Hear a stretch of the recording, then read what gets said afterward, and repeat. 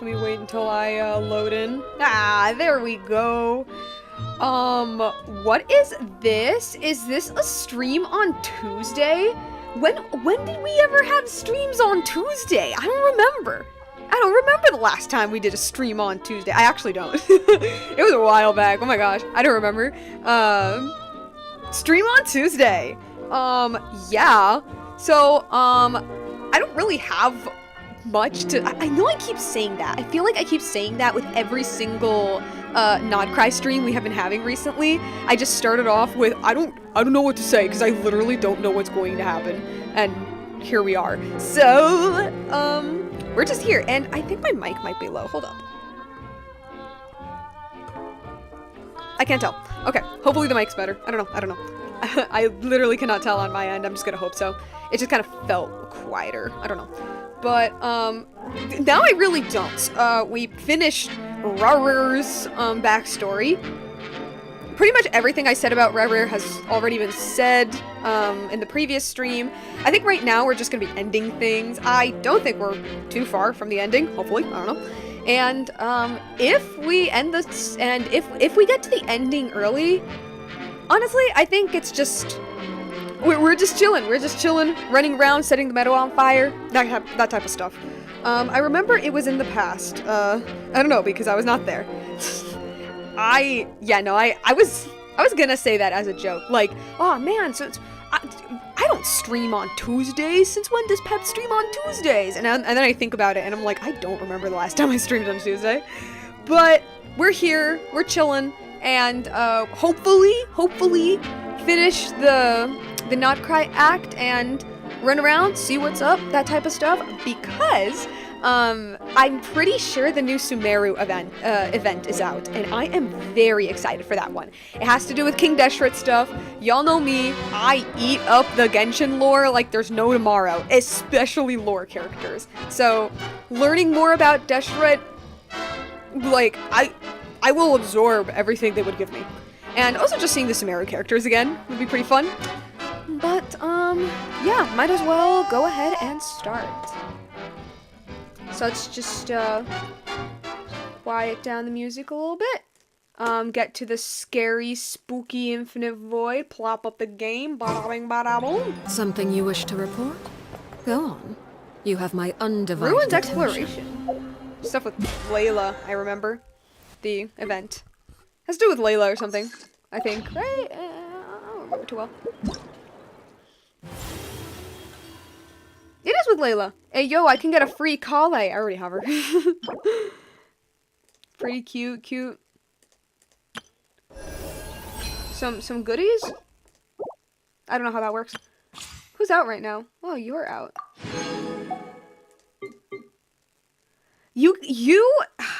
This man always comes out at, like, the worst times. He always comes out near characters that I want. I hate that. I have been trying to get Zhongli literally since, okay, not when he came out, because I test tried him and I didn't like him, and you know what, maybe it was for the best when he first came out, because the disaster that was his first release. But a little later I wanted him, because I had, like, this dream of, like, filling up the roster with, like, the Archons. That didn't happen, but it was, like, a dream I had way back when, and, like, whenever I tried to roll for him, I never got him. I always lost the 50-50. And every other time I thought about rolling for him, it was close to a time where there was a character that I wanted. That sucks. You know what? I never needed your shield anyway. I learned how to dodge somewhat. I never needed it. What's here? Doesn't really matter, but sure.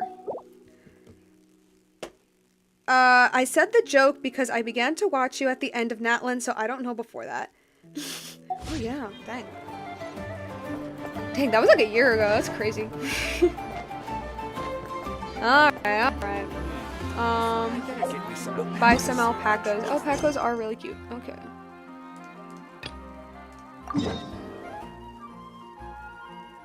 Alright, let's follow up and catch up with the girlies and see what's up.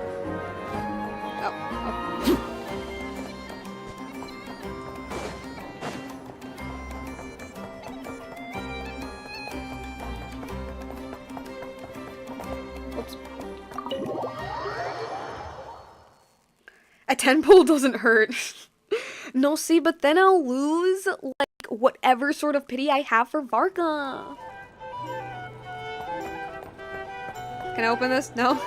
Darn. Oh. Yes, that is. Yep. This is a thorough plan, but I do have one last question before we take action. How can we be sure that our enemy won't leave the designated area? Great question. Albedo's been hard at work analyzing Rarer and the Wild Hunt's behavioral patterns. His conclusions are as follows. Firstly, from the earliest known confrontation until now, Rarer has never displayed any ability to manipulate the dimension of space. So it's unlikely he has any power in that domain. Okay. Secondly, he seems to have a particularly strong vendetta against our group. If we put him in a fight-or-flight situation, he'll choose to fight every time. Makes sense. Thirdly, finally, and most importantly, he is consumed by hatred, both for the moon and for his enemies. He's just rage. That's all he feels. Turns out, we tick both of those boxes. We have a reincarnated moon in our ranks, and a spy who accessed his private memories without permission. He'll be baying for blood, not looking to escape. Okay, but to be fair though, the prying into his memories without permission is kind of low-key a justifiable reason to be mad at someone. As someone who's had their fair share of interactions with the Wild Hunt, those all seem like valid observations to me. Understood. Then I will defer to the verdict of the group. Well, everyone, that's the plan in full detail. Albedo and Durin are carrying out their part as we speak. Plan approved. Scheduling. Okay, any firepower you need, I got you covered. Let's light this baby up. The Frost Moon Scions are behind you as well. And the rest of you? Yeah. No objections? All right, then it's settled. This is the plan we're going with. Next up, an old tradition of mine. Anyone who wants to back out, now's your chance. Wait, we can still back out of this? Everyone says things they regret, right? I don't want anyone feeling trapped because their mouth said yes before their brain had time to think things through. Makes sense. A very people-first approach. I hear that's common practice in the Knights of Favonius. Heh. Who'd you hear it from? D-Luke? D-Luke? We don't use people's real names at work. This contact will be known only as Owl, please and thank you. You hear that, guys? Whenever we're gonna be looking around some like old files, probably in some future updates, and we see like some big revelations, and then it says like penned by Owl. Now we know who it is. This plan can only work if everyone does their part. Flint's and I will absolutely support it. We shall indeed.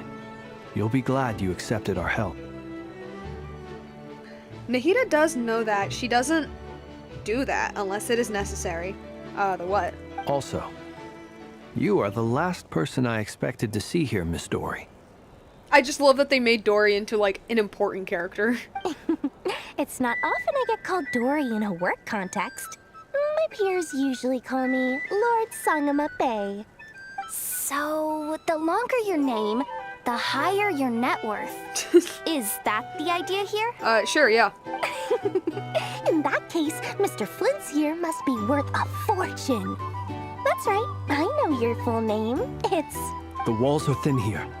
I'd appreciate you keeping that a secret. Wait. He doesn't want people knowing it. He introduced us with his full name, didn't he? Like we bumped into him at the... here, actually, at this inn. And Flynn's is like, ah, yes, my name is very long Slavic name Flynn's. Right? Whatever. Okay, fine. I'm actually only here as a favor for someone else. Do you have any idea how much it would cost to hire me otherwise? Fair enough. Oh, does this mean someone out there actually has the power to boss Dory around? It most certainly does not. We have a long-standing and mutually beneficial business partnership. It's Alice, isn't it? She's actually the mom of a friend of yours. Yeah, it's Alice. Said mom supplied me with a great little trinket, but now that lady's ruined everything. If I don't start building a little goodwill now, my whole business in Nod Krai is gonna go down the drain. It was all according to Alice's plan. Okay. So what exactly is so special about this pendant? It's a lucky charm that a great mage made for me. We have a business relationship, and she was worried that something bad might happen to me. So, she wanted me to have something that can store power to protect myself with. I finally got it all fully charged up with Kuvaki, and then never went and used it all up at once! Never lost so big in my life! You're right. It was all my fault. I didn't mean to drain all the Kuvaki in the pendant, but I'll make it up to you. Do you really? You will? Well, in that case, how about you give me your chess set, and we call it even? I knew you'd say that. Well, it's yours if you want it. In fact, take Wait, it for real? now, and I'll even throw in a free Raker of Solnari. Yeah, I figured. Deal. Oh, whoops. You're putting me in a difficult position here. It's a very useful thing to have around, but I have a funny feeling it won't be around much longer. I guess we'll see in a couple of days. Looks like bankruptcy for me. Hey, don't be so pessimistic. See this through and you never know. You might find a new business opportunity on the other side. With an action plan in place, everyone chats the— oh, okay, damn. You and Paimon decide to check in to see how the stage of the preparations are going.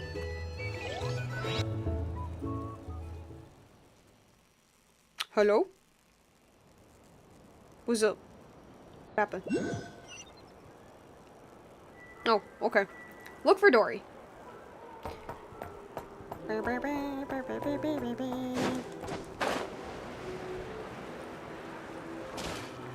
So what's your deal with Alice? Dory, how are things going? Feeling ready? Oh, I was born ready. We only have 2 days. You think Lord Sangamabe would let an opportunity like this slip by? Don't forget, when something's in high demand, the people with the goods on hand get to charge the highest price of all. Even higher than the sellers taking advance orders. Fair enough. Ta-da! See? It's right here. Is that a knowledge capsule or— wait, no. What is it? Ah, it's so pretty. Did you make it? I had no idea you were so skilled with your hands. No, I have a supplier. We go way back, so he made me a very attractive offer. Aha! No wonder you were talking about Lucky Charms at the meeting. You've been getting Kave to make them for you. That's funny. That made me laugh. Sorry. That's funny. That's not the full story. It actually started a while back as a project between me and the Dendro Archon. Okay. Mage Alice once warned me that this world won't stay safe forever. There may come a day when everyone faces a great crisis. I love that Alice just says that to, like, what is effectively just like your average merchant. Okay, maybe not average merchant. She is effectively a normal person. I just love Alice being like, hey, merchant who has never had to think about this in your life. So the fate of the world might come to an end soon. I passed this on to the Dendro Archon, and she secretly brought together a research team made up of Sumeru's top scholars to invent a technology that could keep people safe. And is that what the event is? I won't go into the details because it's all very complicated.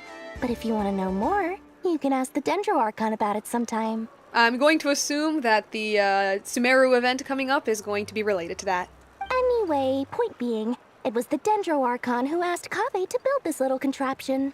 As one of the top Kashara War talents, he was the obvious choice. Did he get paid? Took him long enough. He stressed over it for ages. Must have gone through at least a dozen designs before producing a final product. But that's Kave for you. Marak delivered it to me a couple of days ago, along with a letter from Kave. Could I ask why I'm sending this technology to you? And what's your proposed use case? Has it been approved by the relevant authorities? Fair enough. So nosy. My fault for sending him the research permit to begin with. Surely Nahida must have told him you were involved in this project. He was probably just nervous because you're always so secretive about your business. Could be, could be. Anyway, I just replied, let's hope there never has to be a use case, because it would involve grave danger. So I'm assuming that the people of Sumeru knows that the Dendro Archon goes by Nahida. It's just a thing that I think about sometimes, because, you know, typically when they have to refer to her, like when they are not using the Dendro Archon title, when they normally refer to her, you know, it's Lesser Lord Kusanali. Or I guess it'd be just Lord Kusanali. Like, that was like her name to the Sumeru people, and it's a thing that I've thought about, like, what exactly, like, is the name Nahida? Is it a name that she gave herself? Because technically she already has a human name, which would be Kusanali. My canon was that she didn't want to use the name the sages gave her, and so she just gave herself a new name, which would be Nahida. And so now I wonder, like, well, the people still call her Kusanali. Do they still call her Kusanali? Do they know that she goes by Nahida as well? Did she tell them? It's just me overthinking. Fair enough. But it sounds like he was just being cautious. He probably felt responsible as the one who made it. Or maybe he was asking as a favor for his housemate. He's done that before. Not sure why, though. His housemate doesn't seem to really care that much about this kind of stuff. But they care about each other. Either way, all's well that ends well. I'm just glad to finally have my hands on the product. I wouldn't want to be without it, given the potential dangers that lie ahead. Yeah, we're just like, okay. What does that look mean? You don't have to worry about that, Dory. Just some massive, like, descender, dragon, moon, fake sky, people from alien planets stuff. You know, I fought a whale 2 years ago, that comes from beyond the stars, and it just consumes and consumes. And then there's a little piece in the description, a little thingy talking about that whale, talking about how there are forces trying to do the exact same thing, trying to invade Teyvat all of the time. But thankfully the barrier keeps us safe. Right? The barrier's so strong, guys. Oh, Movika punched a hole. Nah, it's strong, can handle itself. Paimon's just super surprised. This must be the first time we've ever seen you actually get serious about something. This is not the Lord Song on the Bay we're used to. Look, man, this is the fate of the world we're talking about. This isn't about my money stuff anymore. Well, a long time ago, I made a promise to myself. I promised that I was gonna live every day of my life with a big beaming smile. Obviously, Mora plays a big part in that. But there are always gonna be times in life when you have to give something back. That could mean paying back a debt, returning a favor, or showing some kindness. Alice has been a huge help to me over the years. She was the first investor I ever had. And I want my investors to know that Lord Sangama Bay is the best in the business. Love to know that Alice is like mega rich. And more than that, no one knows what the future will bring. Whatever happens, I want to make sure the Dendro Archon and all of Sumeru is prepared to face whatever comes. That's me with why we still call her Lesser Lord Kusanali. Like, I don't mind the people calling her, like, Kusanali because that's the name that they have known her for literally hundreds of years. To me, it's just more so the fact of, like, do they know she goes by Nahida? It's more so that. Because, like, I kind of imagine Kusanali as kind of like, you know how people in Mondstadt call Venti Barbados, right? Like, Kusanali isn't her Archon name, it's Booer, but, like, nobody in Sumeru except Scaramouche has ever called her Booer. So I'm assuming so I'm assuming, like, man, my brain just, like, collapsed at that moment. I like to imagine that, like, the people of Sumeru call her Kusanali in the same way the people of Mondstadt call the Animo Archon Barbados. But whether or not they know she goes by Nahida is the part that I'm like, is it everybody in Sumeru, or is it just people close to her, right? Because, like, I imagine, for example, like, Sino knows that she goes by Nahida. This means nothing. This has nothing to do with the plot or anything. It's just me, like, overthinking. And, yeah. I love this ball of capitalism. So, back to the pendant. You never intended to ask for it back, did you? You never intended to ask for it back, did you? Oh, that? I was just making sure Nefer and I are square. Don't be thinking it was some sort of benevolent act. I'm no saint, so don't treat me like something I'm not. At least she's honest. My priority is doing the business that I want to do. So long as my conscience lets me, but it usually does. That's the Lord Sangama Bay business model. Wait, I'm so sorry. I feel like I missed something.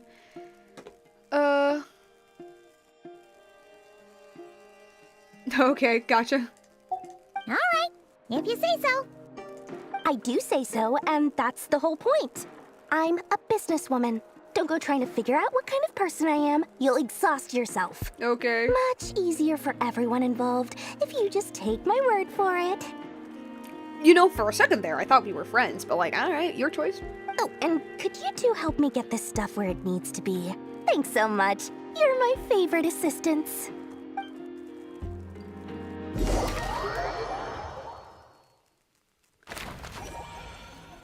We're doing this again.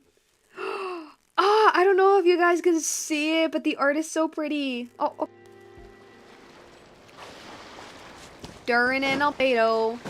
What are the bros doing? What are the bros doing? What is their deal? Traveler, Paimon, it's good to see you. Sup? Everything going smoothly over here? Sort of. As you're probably aware, Varka, Durin, and I captured some abyssal creatures from the Wild Hunt. Per the plan, we dissected and analyzed some samples of these creatures. The process went very smoothly. The findings, however, come with some troubling implications. What's up? What? You can actually dissect the Wild Hunt? That depends on your definition of Wild Hunt and dissection. Harmless, lifeless. These words are accurate descriptions. Define that? What? The Wild Hunt is an interesting phenomenon. In and of itself, it doesn't seem to possess anything akin to a human personality. But taken as a collective, the medium through which the Wild Hunt is summoned does appear to have a soul. Okay. So it's like a hive mind of sorts. Master griped a lot about the wise Horoptetyr, and seemed somewhat fascinated with the foul Certology.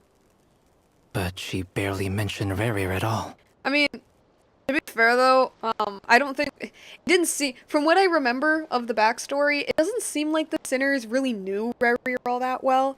It kind of felt like they knew him because he was Vedalfanir's brother's friend. You know what I mean? Like, oh, he is the friend of my he is the friend of my friend's brother kind of situation. It makes sense, is what I'm trying to say. I don't think that was because of his lower social standing, though. Anyway, it's a pity. I should like to hear her thoughts on the nature of the life form he has become today. It's a strange mix. The furious energy of an abyssal being channeled through a fractured physical existence. A consequence of being torn apart by an unknown power. Perhaps the only explanation for his survival in this state is that he sacrificed a degree of individuality in exchange for a continued existence. Oh, sorry. Once I get talking about interesting research, I have a tendency to go on indefinitely. No, it's okay. I do the same thing with my hyperfixations. Back to our research findings. Essentially, they confirm my hypothesis.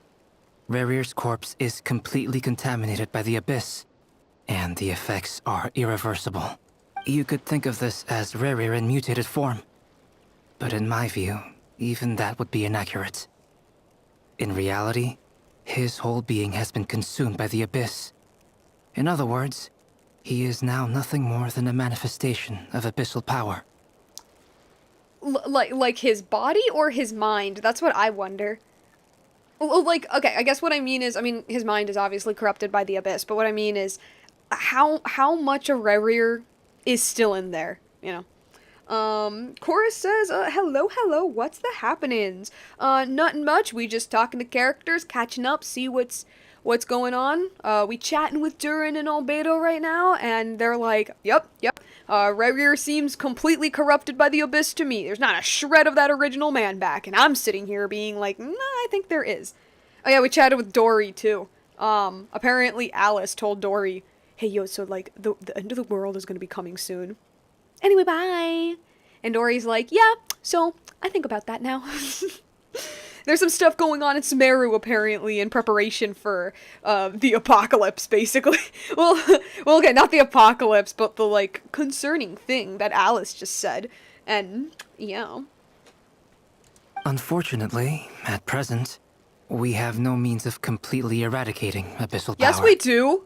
Hence, yeah, we cannot fundamentally destroy the ray here of Solnari either. Yeah, we do. It's a giant machine under the volcano in Natlan called the Huitzilopochtli. I have the 2 keys, by the way. We can turn that on if y'all want. Oh, that's terrible news. So, that's it?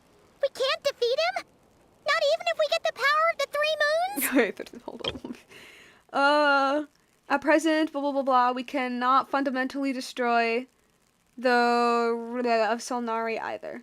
Not even if we get the 3 moons. But that's the thing, Paimon. Like, 2 of the moons are dead. Well, I mean like the goddesses. 2 of them are dead, and Columbina is weak, and I don't even think she fully knows how to use her power, to be honest. Miss Columbina's situation is a difficult one. Exactly. She can never achieve wholeness when the world does not accept her presence. Dang. It's as if her creator banished her to a place she can never be accepted. it means she spends most of her energy just on her own survival. Well, that's depressing. Given the circumstances, it's only natural to despair. But we must see this plan through to the end. Time to kick off the backup plan. Oh, Paimon almost forgot! This is for you. Dory asked us to bring it. Ah, how wonderful. Well, thank you for making the trip. Durin and I will be heading off shortly. I'm sorry I won't be there to protect you in person this time. Please be careful. We will. All right then. Stay safe. It's really funny seeing the, like, model comparisons between, like, a new one like Durin and Albedo now. Like, I don't know. Like, the hair is so much more detailed now. It's so detailed, so pretty. Ooh, singing. Singing.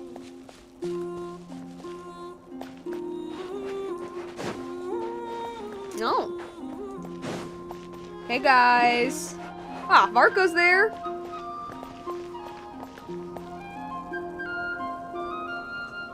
I mean, I guess you have some sort of roof, but you guys can Miss build better Lauma, ones. is everyone here? Yes. The fate of my flock is in your hands, Grandmaster Varka. Please keep them safe. My lady, what are you saying? Varka will take care of y'all for now. Within the next 24 hours, we will face the biggest crisis the world has ever seen. You couldn't say that the day before. This is not a burden that we deserve to bear. Or a week before. But I believe that we reap what we sow in this life. Look at this So I guy's, intend to act. I must do what I think is right. For me, that means fighting for the future of Nod Krai. This gentleman is the Grand Master of the Knights of Favonius. He is Varka, indeed. Knight of Boreas. Yeah, it's Boreas. In my absence, please follow his lead. Yes. Hey, everyone. Hey, guys, I'm Varka. Guess I should introduce myself. Well, to start with, I know my way around a battlefield. That was a good laugh. That was a good laugh. Look at this NPC right here. Look at his fit. Can we get a character with this exact fit? I want a character with this fit. The biggest strengths are honesty and hard workingness. Yeah. Anyway, point is, I don't intend to let Lauma down. I'm gonna do everything in my power to keep every last one of you safe and sound. Now I know that Varka would absolutely fail at a job interview. How did he smuggle his way into becoming the Grand Master? I don't know, but I highly doubt an interview was what got him in there. It's because he was chummy with Venti. It's nepotism.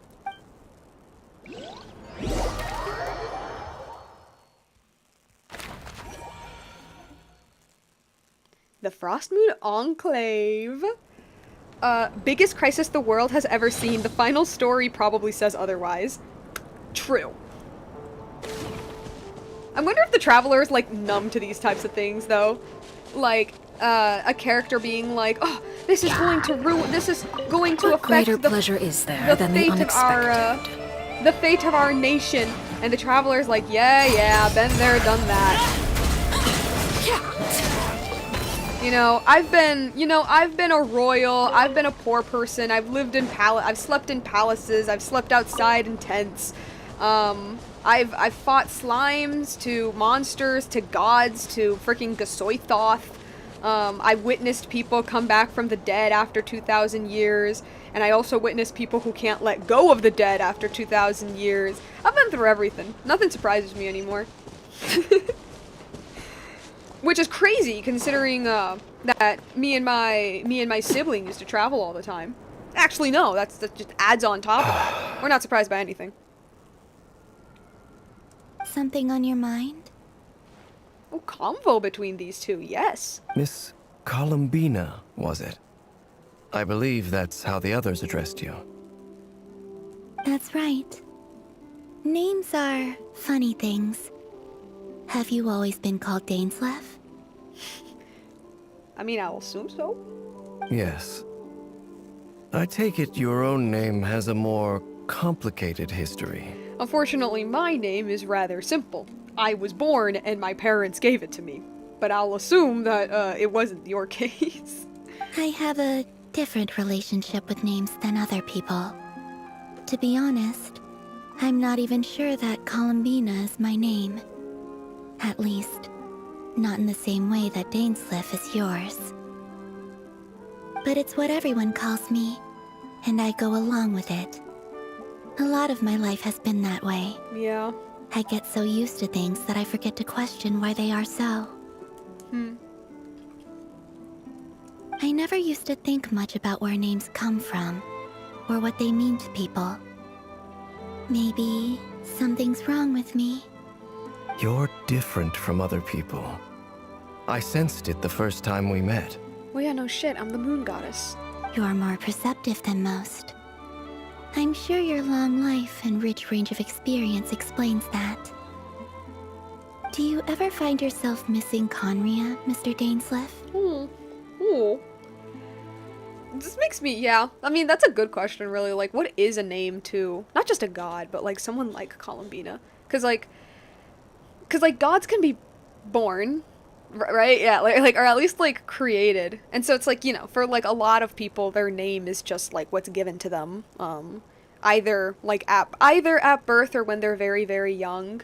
You know, some people end up changing it after a while. Some people get used to, like, a second name. Like a middle name is what I mean. They get used to that, so they kind of see that as their first name, even though it's not. But, like, how is it? How, like, it's a lot like Scaramouche, really. Like, what does a name mean to you when you were never really given one? Which, okay, she was given Kutar by the Frost Moon Scions. She was given that, but, like, because Kutar, I don't know. Would Kutar technically be, like, her, like, name? I mean, she doesn't seem to like it, which makes sense considering that, like, her experience with the Scions was not a fun one. So, I mean, technically her name would be Arya Sonnet. Technically her name would be Sonnet, though, or Solnari, because I think that's, like, the other variation, not variation, but I know Solnari has to do with Sonnet, and Sonnet was the name of the Frost Moon goddess, at least the original. I don't know, I'm overthinking again. Difficult to answer. I have dreamed of the past many, many times. Sometimes I'm fighting tooth and nail. Other times I'm lying on the ground, defeated. I don't recall any happy moments from that time. It has been too long. Well, not even your I don't know, your drinks with Rerir. You sounded so normal. You clearly were happy. Is that because hatred survives longer than love and affection? Oof. That would not be for me to say. I make no excuses for the grudges I bear. But whatever the reason, I remember little that was beautiful or sentimental. He's so angsty. Sonar, Sonata, Solar System. Thank you for your help with the Rerir situation. Without your efforts, I never could have learned the hidden truth of his story. You're welcome. I know he's your friend. Friend? Oh, do you remember that? He betrayed me. And I never really understood what he was going through in life. Some friendship, that is. I mean, honestly, like, that is how some friendships are. You don't know everything about... even if it's your best friend, you don't know everything about them or what's going on. Nor should you, really. I mean, okay, that sounded weird. I guess what I mean is, like, just because you're friend, it doesn't mean that you have to know everything about them, you know? If you do, then that's great, and honestly, that could be a pillar of an amazing friendship, but I guess what I mean is that, like, it's completely normal to not know everything that is going on with your friend at all times. You know, they are another person. They're not like a robot where you look at every part of their source code. Okay. So, do you plan to fight him with us? Aww. I swear, okay, no, this just, like, came to my mind. No, if this is another, like, half-dance situation, oh no, that's gonna crush me. No, I never streamed it. No, this was before I, like, consistently streamed Genshin. But the Chasm quest with Dainsleif, and where he said goodbye to his old friend Halfdan, dude, that made me cry. Oh, no. No, no, no, no, no. You're not gonna hurt me like this, guys. No. You see? You're torn. Now you know what really happened. You see the things he's done in a new light. I need some time. Of course. I completely understand. Anyone else in your position would feel conflicted too. Actually, I went through something similar myself recently. Something happened that changed my perspective on a situation. A situation I took for granted at the time, but now I feel very grateful for it. What, like your time in the Fatui, or the... You mean the Harbingers who still support you, Yeah, even yeah, though yeah. you've left the Fatui? Well, like, somewhat. Yes. I always thought they were only helping me because Harbingers are forced to work together. But then I abandoned them. A warrant was even put out for my arrest. And even now, they still support me. Which means I was wrong about them all along. Clearly, they view you as a friend. I feel a little guilty now. I regret not seeing her help for what it was, and not treasuring it. I see the guilt that you're feeling now, because I feel it too. Hopefully, talking about it will do us both some good. Have you noticed that the Traveler and Paimon are over there? Nope. I think Nope, they've not. been listening. Nope, nope. I can hear anything. Nope. Huh. Shall we say hello? Sure. Hello. Ah! They caught us! Sorry, we were just concerned about you.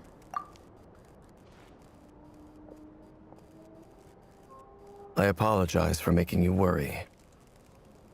No doubt you wish to know where I stand on the plan to take down the You Recher can say of his name. We know Solnari. his name, dude. Come on. You will? Oh, Whoops, thank whoops, you whoops, so much! Everyone will be so grateful. Didn't mean for that. Whoopsie. No doubt you wish to know where I stand on the plan to take down the Recher of Solnari. Recher. I'm afraid I need a little time, but I will seriously consider joining you. And then Paimon is like, You will? Oh, thank you so much! Everyone will be so grateful to hear that. They needn't be. This was something that I was going to have to face up to eventually. That doesn't matter to them. They're grateful to you regardless. yeah, Dainsleif, you're a friend. He's like, friend. You can't control their gratitude, so just accept it. And then, have a think about whether you're willing to join us.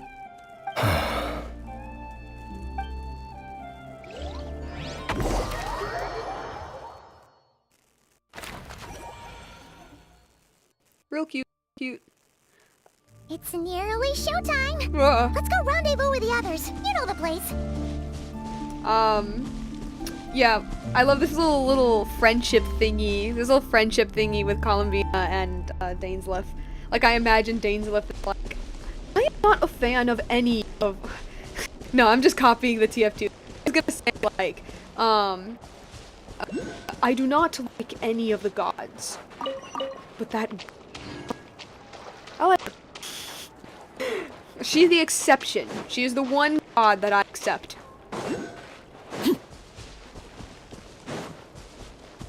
The only one. The one and only.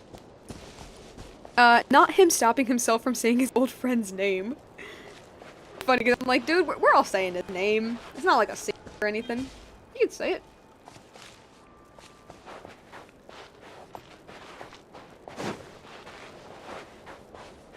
Ah, there they are. Hi, Flins.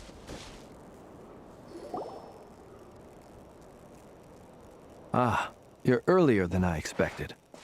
Hey, Flint's! Been waiting here long? Not too long. I came a little early so I'd have some time to think. Are you nervous about the battle? Quite the opposite. I'm reminiscing on my past battles. When I was awakened by the Ratniki, I had not touched a weapon in many years. I felt like the battlefield was not where I belonged. But after waging war against the Wild Hunt for so long, I came to realize something. A life of absolute peace is simply not a possibility for me. Okay then. My restless flame indicates that somewhere inside of me, there is a deep yearning to root out the evil in this world. Oh, that doesn't sound like such a bad thing. I agree. Well, in the past, when I was a fae whose primary concern was hibernation, it was hardly ideal. That makes sense, yeah. But it certainly serves me well here in the present. And I am delighted to be able to join forces with you in this endeavor. But hibernation, what does that mean? Looks like I'm not the first to arrive. Ah, Miss Lauma. Did you sleep okay last night? I struggled to settle down at first because of the nerves. But don't worry. I got enough sleep in the end. I'll be just fine. Thanks for everything. Please, I'm just doing my part. Never! Over here! Everyone's I've been delivered. Backup plan is away. Aino asked me to relay a message. She said Anefa will be on high alert and keep a close watch over all secondary districts where defense is required, providing support as necessary. Meanwhile, Aino herself will provide range support to us directly, using her latest invention. Excellent. My thanks to all involved. I love that shaken. It's shaken with rage. The chest set's looking a little unstable. It won't hold him much longer. We should be prepared to engage at a moment's notice. No sense sitting around waiting. Let's make the first move while we still have the option. Alright. I agree. Paimon, find a safe hiding place. Got it! Be careful, traveler! I'll be fine. I will. Oh, no, she speaks. She speaks. She speaks. Ah! I love that. I love every time. Everyone, take your positions as soon as the battle starts. Okay, everyone, hear me. This is what we're going to do, okay? The millisecond we see Renner's body begin to form, stab, stabby, stab, stab a million times. Every ounce of strength we have in our bones, let us bring to this fight. Ready? Let's go. Oh wait, this is a boss battle, isn't I've seen all it? your futile ploys before. You have become the authors of your own demise. Alright, dude, we get it. You write dark poetry. I wouldn't be so sure about that. You are merely a moment of sport before I tear down the moon. Did the Lindis like your dark poetry? Yeah, who am I kidding? Of course she did. Let me be completely honest with you, dude. She thought it was cringy as hell. She just didn't want to hurt your feelings. Ooh, that's nice. That looks so... Oh, it's a loading screen? That looks so cool. No, actually, that looks so cool. I fear that lag may show up. I fear that too. Just like... We're just gonna hold out. Just hold out. Oh, fight scene and a peppermint stream. Two things that... It's like oil and water. They never go well together. Stay on your toes. Okay. Yup, you too. Okay. Can't hide the truth.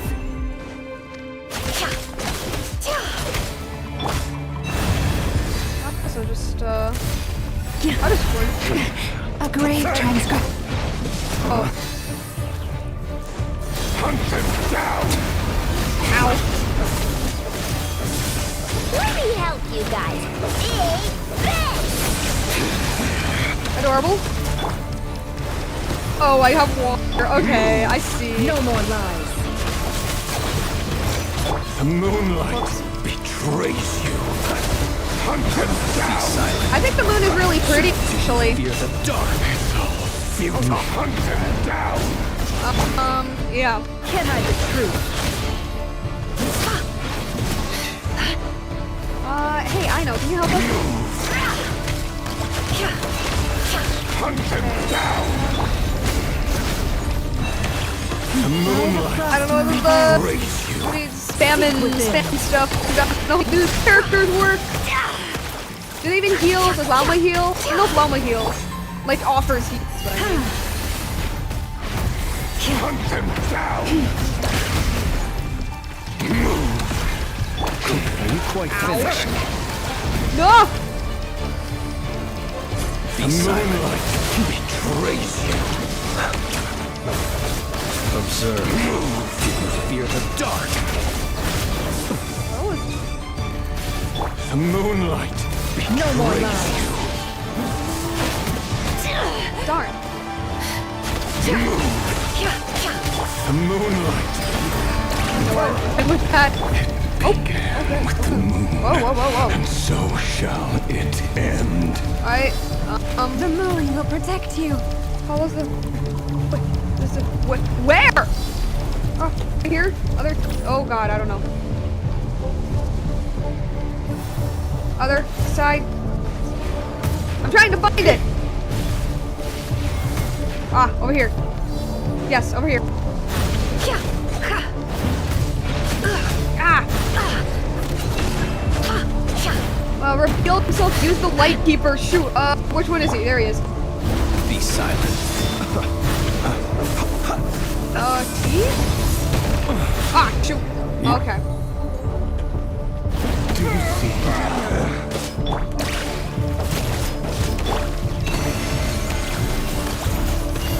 From here, when will it be as you foretold? Trying to find it. It's a bit hard. It's a bit hard. Okay, okay. Ah, found you. What the?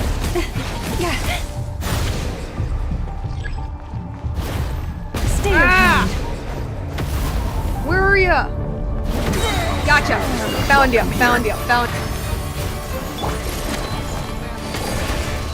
The night cometh.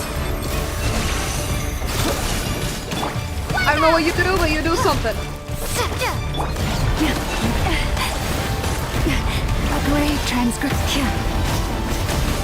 Okay. Can I be true? Pathetic.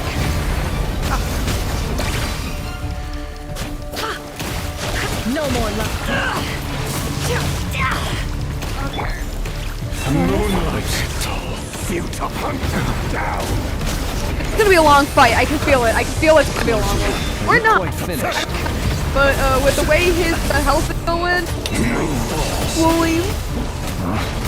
Unless it's gonna be one of those things where you have to get it like half down.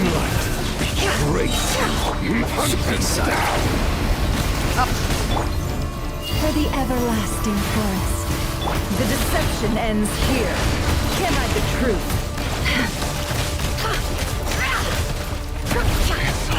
Futile.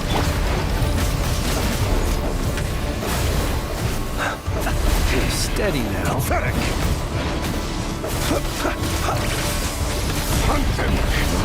Futile. It all. Can I the truth? The moon.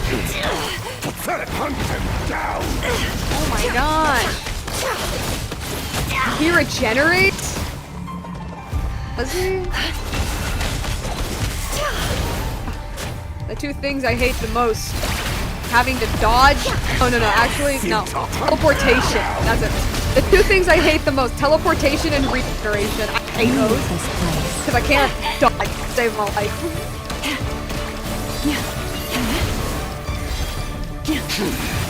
Your little game of heroics is over. Who needs to go first? Oh my god. Okay, defeat the Raptor of Shalnari Out Reverie. of my sight! This is the part of the trailers. This is the part of the trailers. We've been separated. Whoops. You okay? That benefit. Actually, maybe it was. Where are the others? Stuck outside the barrier. Well, I guess it really doesn't like us. yeah, that makes sense. That makes sense. Yeah. Before, knowing too much is No, okay, honestly, but I death kind of get it. sentence. I kind of get it. We did kind of sort of pry into his private life just a little bit. It makes sense. He doesn't like us in particular. Lava! Can you hear me? Silence. Hi. Yeah, we're so sorry. But at least I know they're still there. I need to focus. Stick to the plan. Remember my most important task. Just keep stalling him long enough, the moment will come. Yeah, dude, I am so sorry. Look, we didn't pry into anything, like, completely private, okay? We just saw, like, we just fight with your buddy Dane. We're still friends with him in a way, you know? Like, he would still like to have a beer with you. You know? Like, nothing that bad! Trust me! We didn't every single, like, note you wrote in your diary. It was pretty edgy about it, right? I will say that, but it's fine, it's fine. You know, I think battling depression, you know, we have resources to help with that, you know? Have you ever thought about talking to, I know a thick person you should talk to in Inazuma, her name is Misuki. She's a professional therapist, so she can help you. The mystery unravels. Ugh. It all adds up.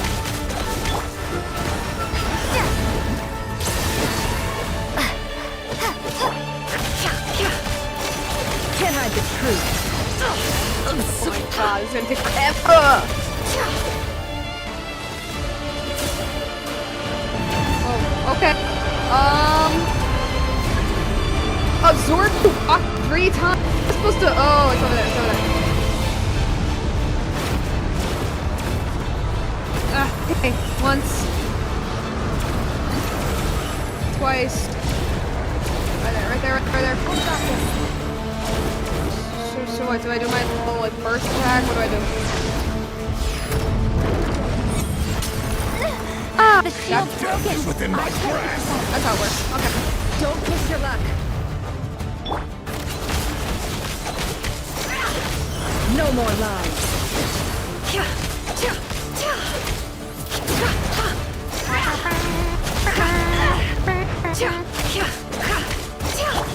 Water jet! Well, that water jet did nothing. Wipe out! The deception ends here.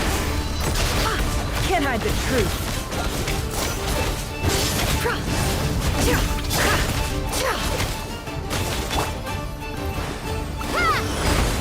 Whoop. Oh, we're fine.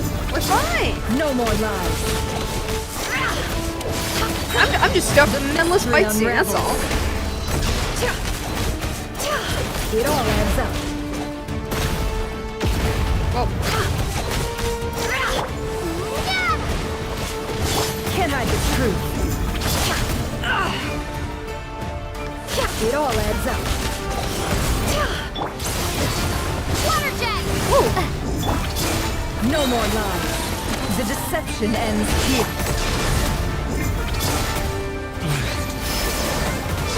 Water jet! Darn. Bombs away! Hey, the water jet ain't working.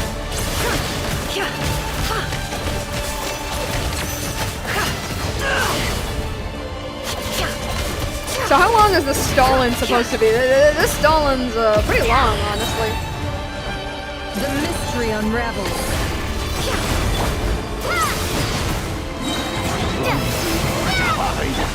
It all adds up. No more lies.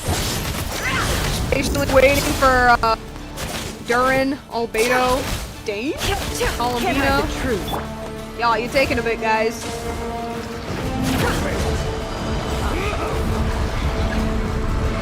Gotcha. Just need to find it.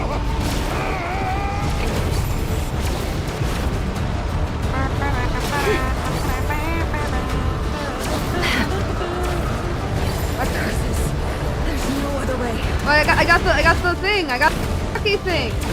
Q? What does that mean? Oh, okay. Are we prying into his memories again? No, okay. I think she was just trying to get. That would be funny though. That'd be so funny.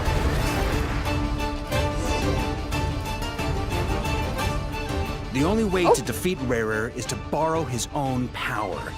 Okay, I see. That's what we're doing. That means Columbina will have to disappear while you two bear the brunt of his attacks. Alright, we got that. You have to hold on. Find a way to keep him focused on killing the two of you.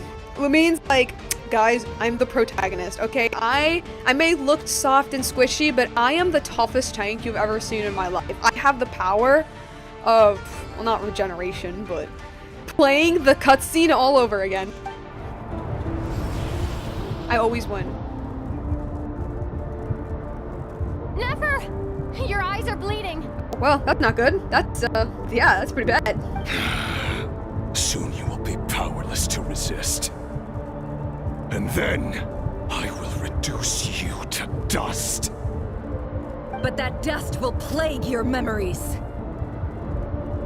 Come on, keep holding on. Any other tricks up your sleeve? Let's see them. As entertaining as they are, you've backed yourself into a corner. I have plot armor, guys. Exactly. You don't fool me. I see your fear clear as day. I have to stoke his rage. Make him unleash everything. You fear what you could never defeat. You fear the thought of never being able to save your beloved. You cannot win the fight against fate, Rerir. Trust me, the gods have tried several times and have always failed. Is that what you think? Plot armor, the ultimate weapon. Well, now it's your turn to feel afraid. Cutscene, cutscene, cutscene, cutscene. Please don't lag. You Please don't fear the lag. sound of your own name. Does he? Does he? Is it us you hate? Or is it what you've become? Dang. Let's see what becomes of you!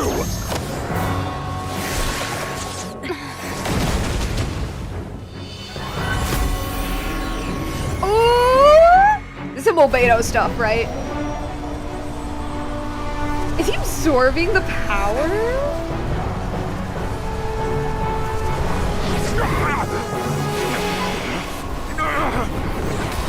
What's happening?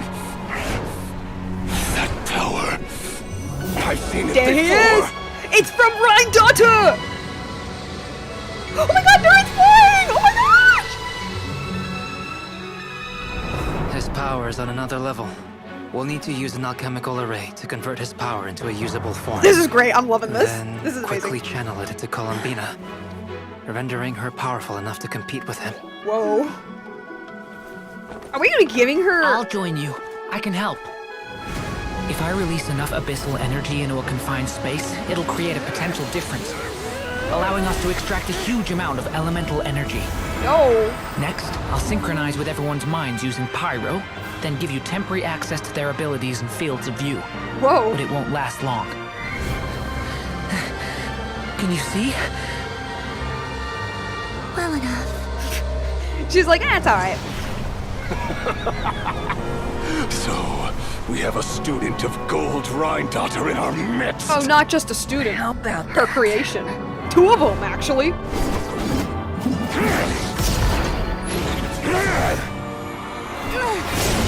Ooh.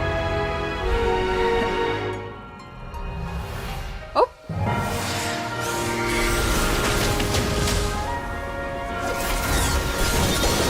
Whoa, is that Hydro?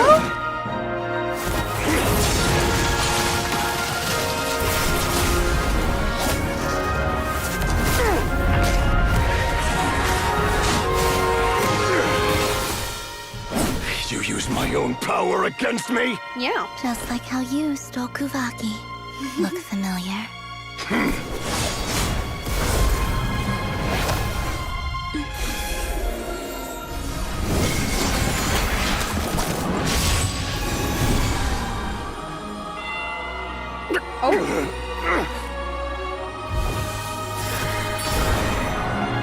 Whoa.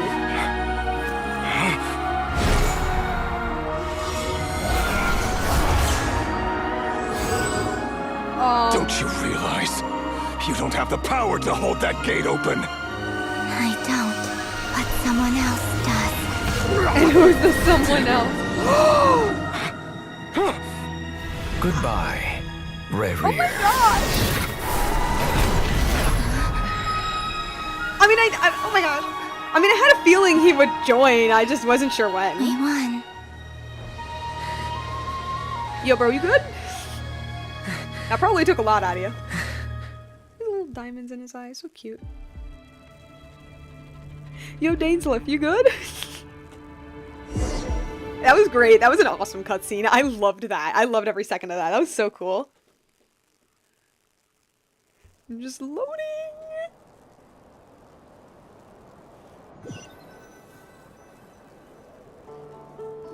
Go to space. You okay? Oh, like, oh gosh. Nefer, how are your eyes? They're fine. Apart from the blindness, of course.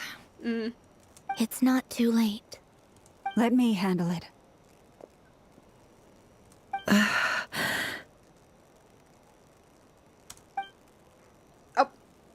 Oh, she's doing her thing again. She's doing her thing again. Why is their blood silver? See, guys, now they're blood sisters. Is that weird to say? Miss Nefer, it's not like you to lose your composure. That was the most reckless thing I've ever seen you do. Reckless how? The situation was critical. Our lives were at stake. We had to do something. Even so. Okay. I guess you're right. Under the circumstances, it was a wise decision. You traded your eyes for an incredible victory.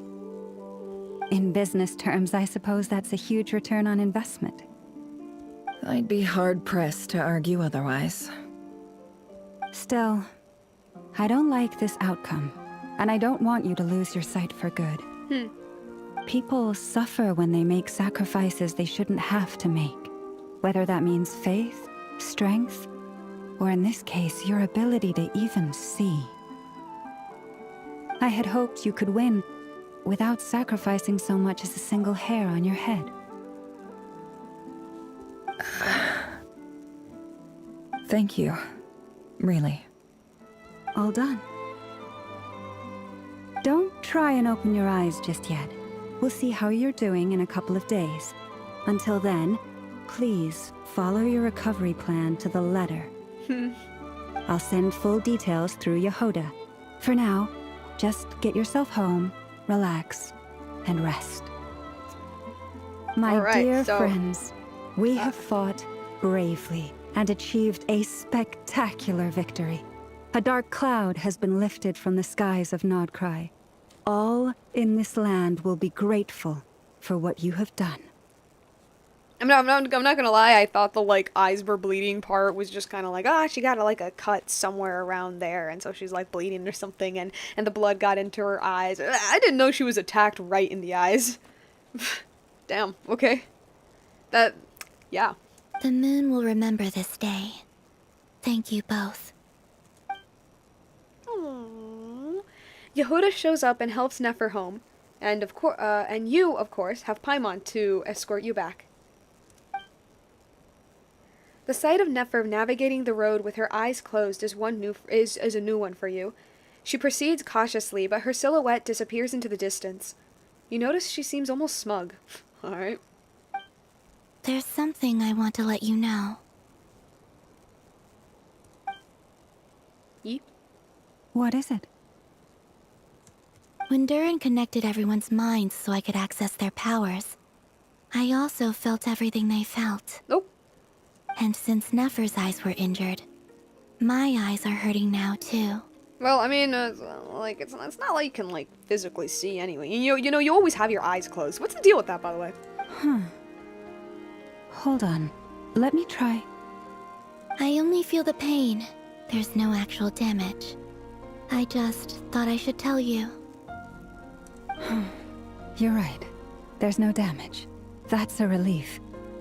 But I must say, I'm surprised to hear the Kuthar share something like this with me. In the past, you never used to open up about yourself. Things are a little different now from how they were. I'm learning to share how I truly feel with my friends. Friends? You have no idea how glad I am to hear that. You can't help but break into a smile at the word friends, as a warm and fuzzy feeling fills your chest. One by one, your fellow teammates report in to inform you that everything is under control. At Lauma's insistence, you lie down. You fought on the front line against Reverie, and now you need rest. ...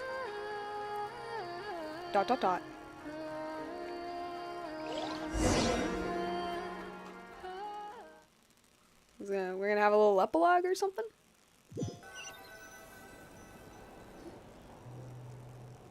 Dream? We're gonna have a wacky little dream hinting about next quest? Yay! You're awake! Or not? Eh. How are you feeling? Any aches and pains? Did you sleep well? I'm doing all right, Paimon. No need to worry about me. Phew! Well, that's good. Paimon's been sitting on the edge of the bed worrying about you for ages. You slept a whole day and night. Poor Paimon had to eat all by her lonesome. Glad to hear you didn't starve. How was the food? Well, it wasn't the same without you there to share it. Honestly, Paimon just can't relax when you're not your usual self. She couldn't enjoy the food and settle down to sleep. Well, I'm back to normal now. Oh yeah, and Albedo swung by earlier. He said to tell you to head to the tavern when you woke up. I am at the Barker tavern, and I'm the just in others the inn are part. organizing a victory feast and they want to celebrate with you. He also dropped off some medical supplies, but you seem fit as a fiddle, so guess you won't be needing those. If you're feeling up to it, let's head over now. Wouldn't want to keep them waiting. I love it when the traveler talks. Me too. It's always so cool. Before the moons fell. What's the food? That's a lot of bread. Oh no, I can't read that? Okay. That's a lot of bread. Dang, the Nod Krai peeps eat a lot of bread. They are not lacking in gluten. How is it for the people with the celiac disease in Nod Krai? Have they invented gluten-free bread yet? We're here. Yeah, that's what I mean. Like, compare his model towards his model. Honestly, I think people bully Albedo's model way too much. I actually don't think it's that bad. But, yeah, no, compared to, like, Durin's model, it's like, yeah. Yeah. What, Traveler and Paimon? Perfect timing. We were literally just saying how there's no way we're holding this victory feast without you any longer, and we would have postponed it till tomorrow. Sorry, I just woke up. How are you feeling today? I just woke up. Much better, thanks. Don't worry about me. Dory's behind us. Relieved to hear it. If that changes, just let me know. Happy to check you over at any time. Yep, we're here for you. Anything you need, just let us know. Oh wait, where's Nefer? How are her eyes doing? Nefer's right over there. I'm sure she'd love to catch up with you.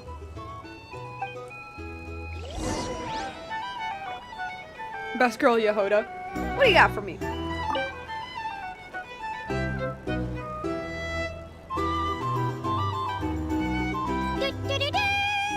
We're here. Oh, nothing? Oh, okay. Traveler and Paimon. Okay then. Perfect timing. How are you feeling today? Much Alright, better, I got it. thanks. Relieved to hear it. It's Yep, like this game's been we're on for here. 5 years. Yeah. Where's Nefer? How are her eyes doing? Nefer's right over there. I'm sure she'd love to catch up. I guess it's more so that people just want like little updates on the models is all. Which that shouldn't be that hard. Like, personally, I'm not asking for a complete overhaul. Again, I honestly think Albedo's model.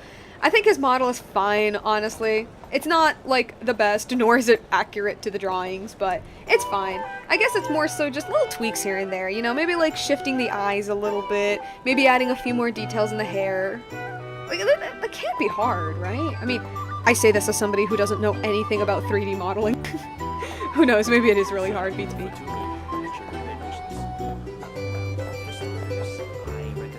Is bread the only thing you guys eat? Hey, Nefer.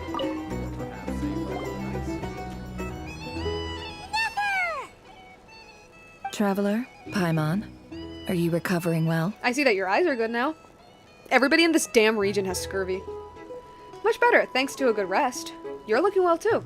Turns out that moon chanter has some real talent after all.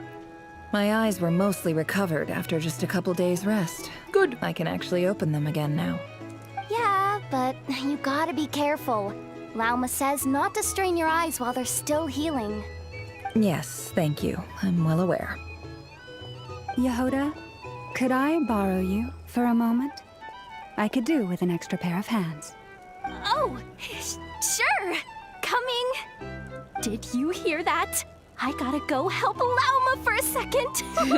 You guys chat among yourselves. I'll grab us some drinks on the way back. Paimon, you still like 'em sweet? You bet! Make it extra sweet, because Paimon's earned it. Sure thing. Real cute. Something on your mind? What's on your mind? The Raker of Solnari. Kind of a snake, don't you think? More like a wolf in my mind. You know, he has 2 wolves inside of him.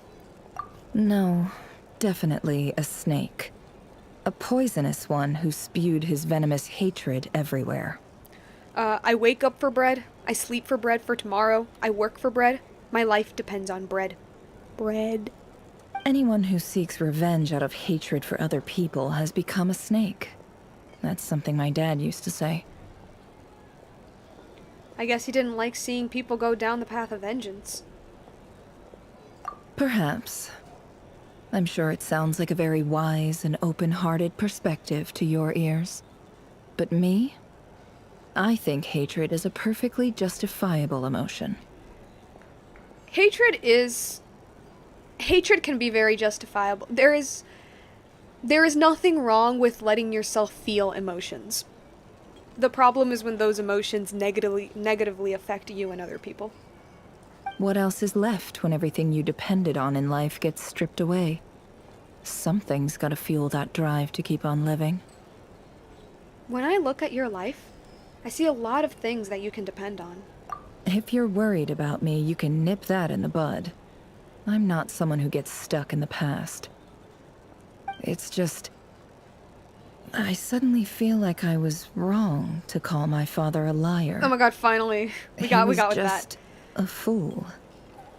That's why the academia turned their back on him. And why the other tribes ganged up on him. I am happy that they brought this back up, because, like, you'll know how I felt with Nefer's backstory, and how she's like, oh, my dad is a liar. And I'm like, no, he wasn't. He wasn't a liar. He was lied to. He got scammed by the academia. Nice to see that she's finally thinking about that, actually, and being like, huh, you know what, maybe my dad didn't lie. Maybe the academia just fucked. Oh, Father. How much better things could have been if you were a skilled liar. That's every emotion is important. Yeah, every emotion is important. That does not justify doing things that destroy others. Exactly. You're allowed to feel, you know? There's the get is damaging. Also, pretending that nothing is wrong and being caused every single moment of your life is also, well, I don't know if damaging, but it can also mess you up. It's a balance. It's learning how to manage your emotions and making sure that they never reach a point where they hurt people. That people also including yourself. Look at the Ibis King. Thoth is a fiendishly cunning liar. And yet, strangely, he feels more like a father to me than my real dad ever was. Well, I mean, to be fair, your dad kind of died when you were really young, so of course you're gonna, like, I don't know. He's never brought it up, but I'd bet he feels the same way. Why else would he give me the power to perceive the truth, while at the same time training me in the art of deception? Sadly, I've never heard the Ibis King's voice. What's he actually like?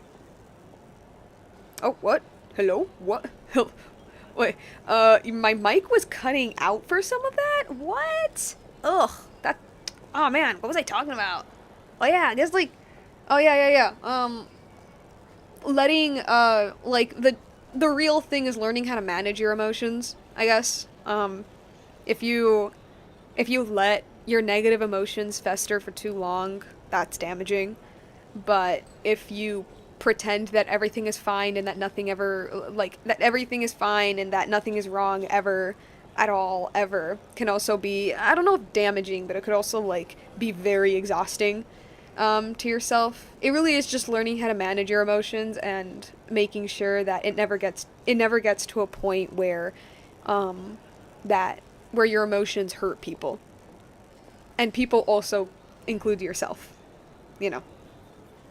Because when your emotions hurt people, that's an awful thing. But if it also hurts you, that's like doubly awful. I don't know. Although most of the time, I guess they go hand in hand. Yeah. Anyway, Thoth, Sumeru stuff. Yeah, Nefer feels like Thoth is a better dad. Okay, not better dad, but like a dad than her.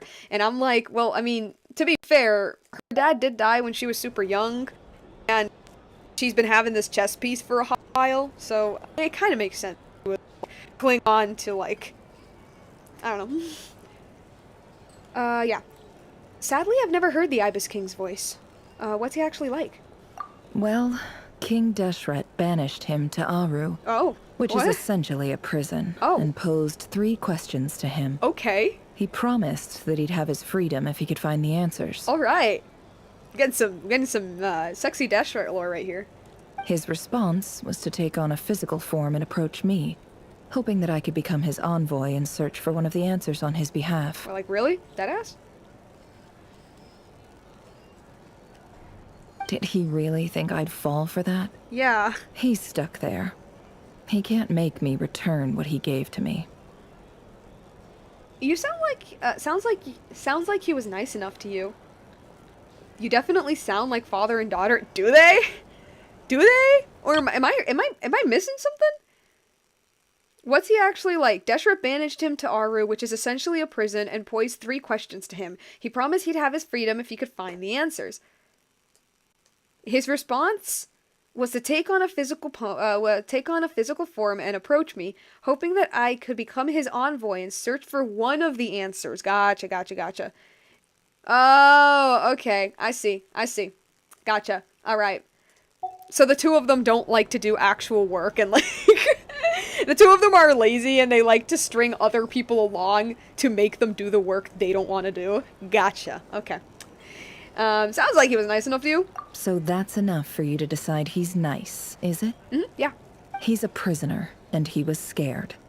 So he decided to perform some good deeds to win people's approval. Or maybe he just didn't want to, like, do the work. He lives in fear because he's a deceiver.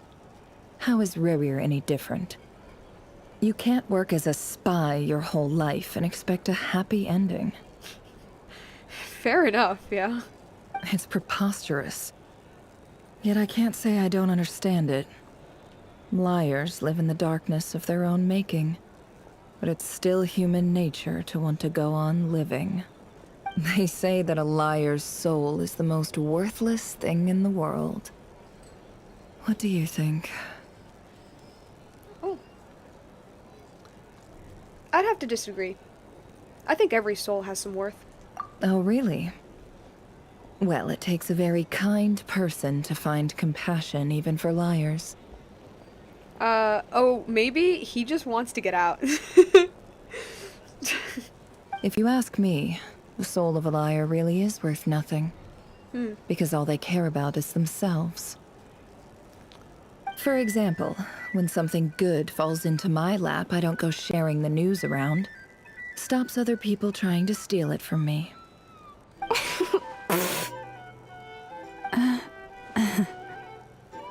I have a feeling some people over there might have overheard that. So be it. They have sharp ears. I can't keep anything from them. Is that your way of saying you've warmed up to them now? Oh, is that what it looks like? A little bit. What it looks like is you're starting to see us as your friends. Well, you all know my past now. And I can't simply eliminate everyone who knows too much. So I guess I just have to put up with you.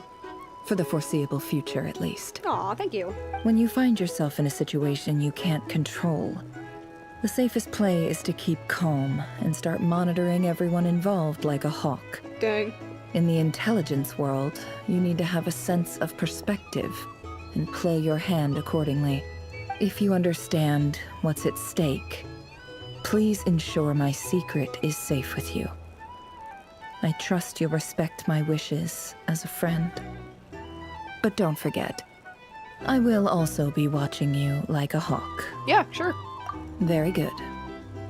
Ibis, I don't like being a prisoner. Hey, can you help me? All the humans, he's trying to deceive me. You know, that's actually a funny angle. I think that's funny, actually.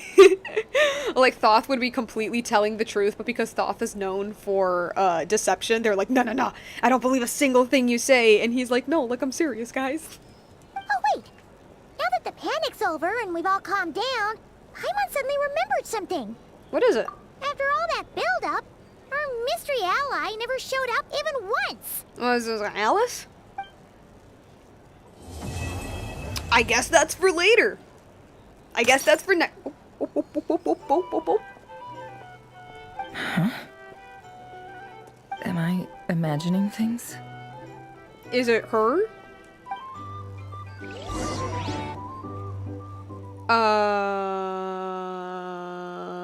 What's up? Hello? What's going on? What? ¿Qué pasó?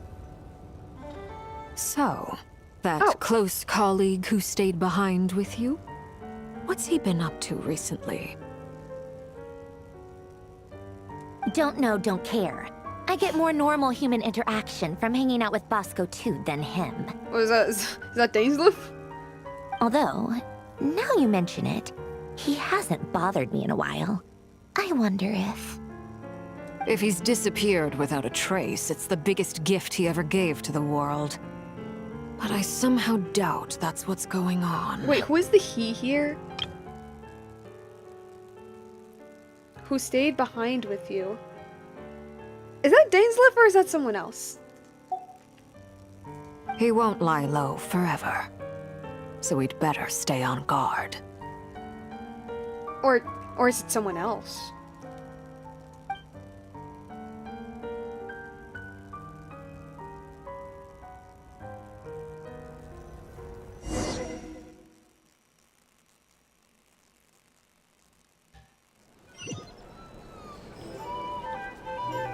Listen to what everyone is talking about. Thank you, Chandron, for being my favorite female harbinger. She's great.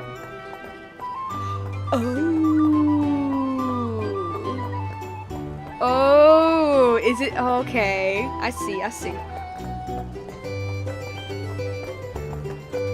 Hey guys, how y'all doing? How have you been holding up? Any adverse reactions? If you start to take a turn for the worse, make sure you tell me right away. You don't need to worry about me, Grandmaster. I'm fine. I mean, I barely did anything, so... What are you talking about? You did a lot. What? You're too humble, young man. You played an indispensable role in the battle for Nod Krai. We can't thank you enough for your support. I mean, I don't know. All I did was just transfer abyssal power into a moon goddess. It's easy potatoes, you know? Sometimes, when people praise you, it's because you deserve it. The best thing is to accept it calmly and with grace. It's important to learn how to respond to words of admiration. Let's do a quick demonstration.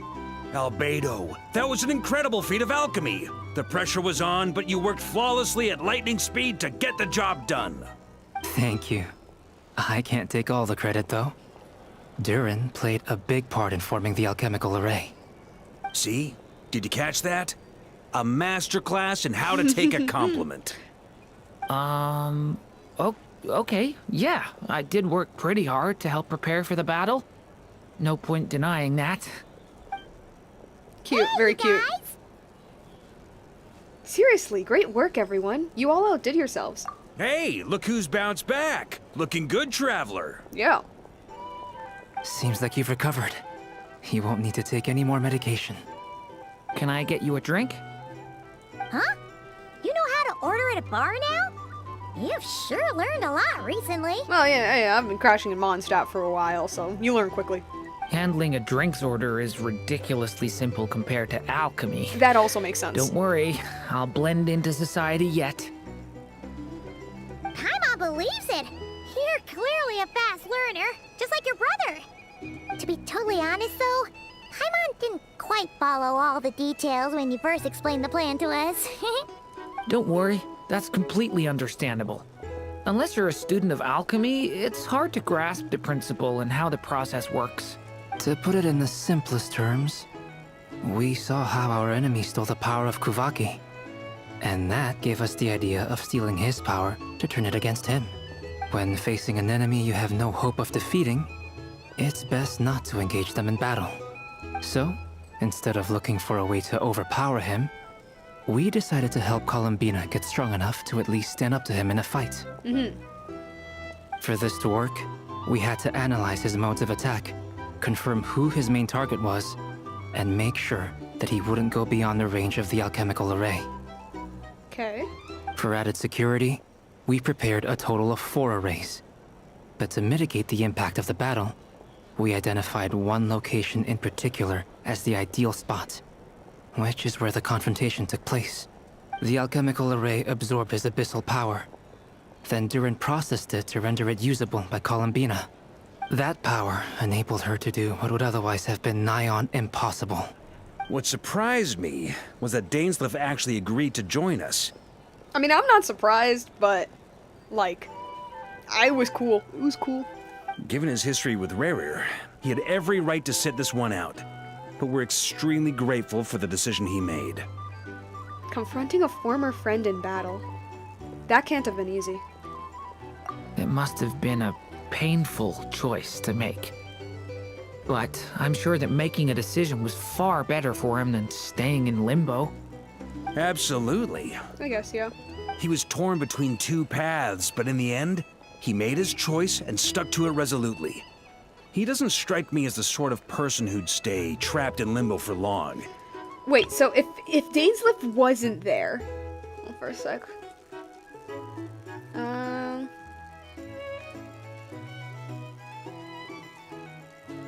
That enabled him to do what otherwise was... Oh, okay, never mind. It didn't have to do with him. Like, Varka just mentioned him. Anyway, however you cut it, everyone gave a stellar performance. And now, it's time to kick back and celebrate. Yay!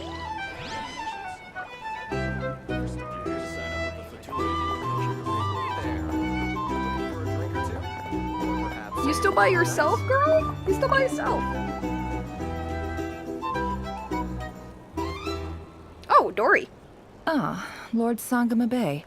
How lovely to see you. I must thank you for the device you provided. It was an enormous help. Would I be right in thinking that it was developed by the Academia? Why come and ask me when you clearly know already? I mostly came to thank you. That's more like it. A little gratitude goes a long way with Lord Sangama Bay. Play your cards right, and you might even stand a chance of becoming my long-term supplier. The chance to work with such a kind and charitable investor as yourself would be a great honor for the Curatorium.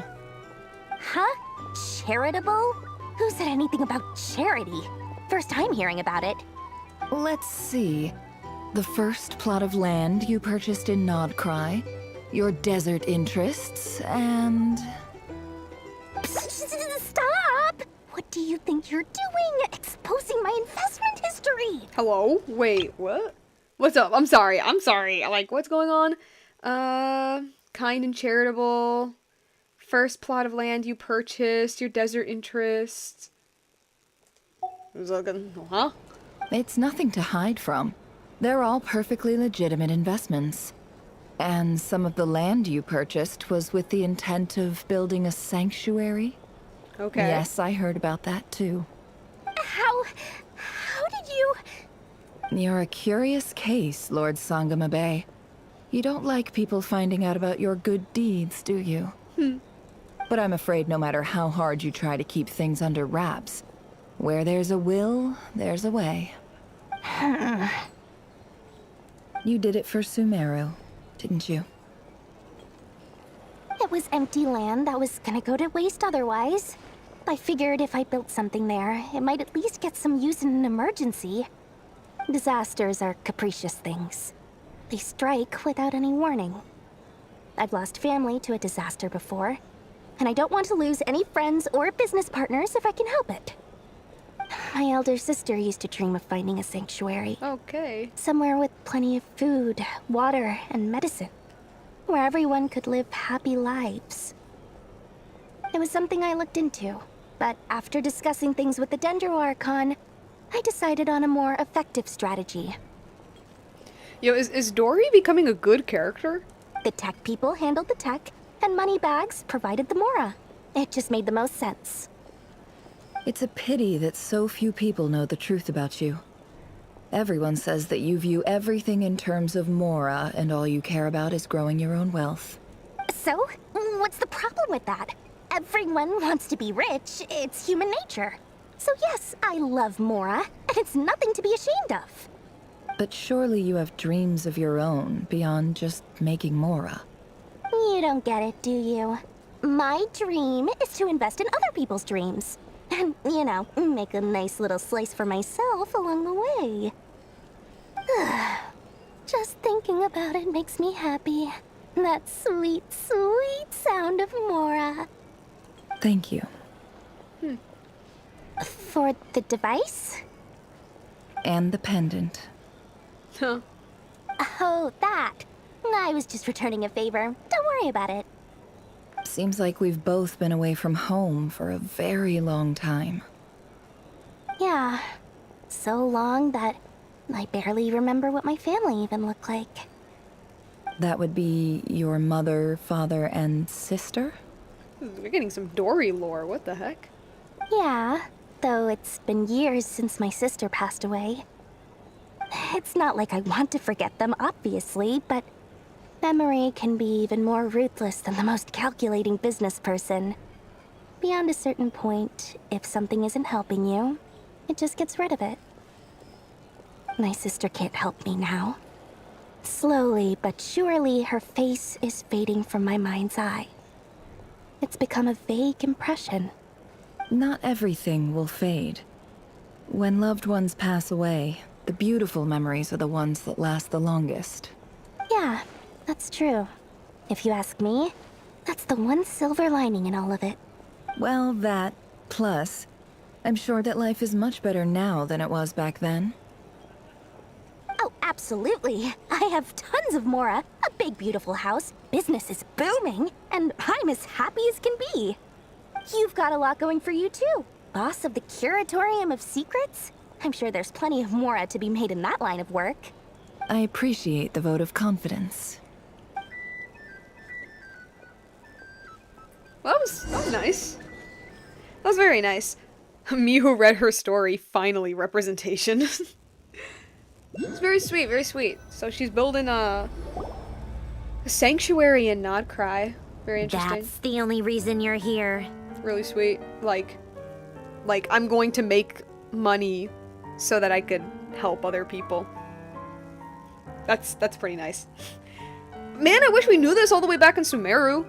And I mean, like, for it being, like, important to the story, I feel like people would have hated her less, if they mentioned that all the way in the Sumeru days. I mean, obviously there was going to be those people who still, like, act like she is the worst Genshin character ever created, blah, blah, blah, but, I feel like the general perception would have been a lot better if we, cause, like, I know it was in her lore and stuff, but, I mean, for the average player, I guess, who didn't really look into Dory lore, it was just like, because I did know about her sister. I did know that.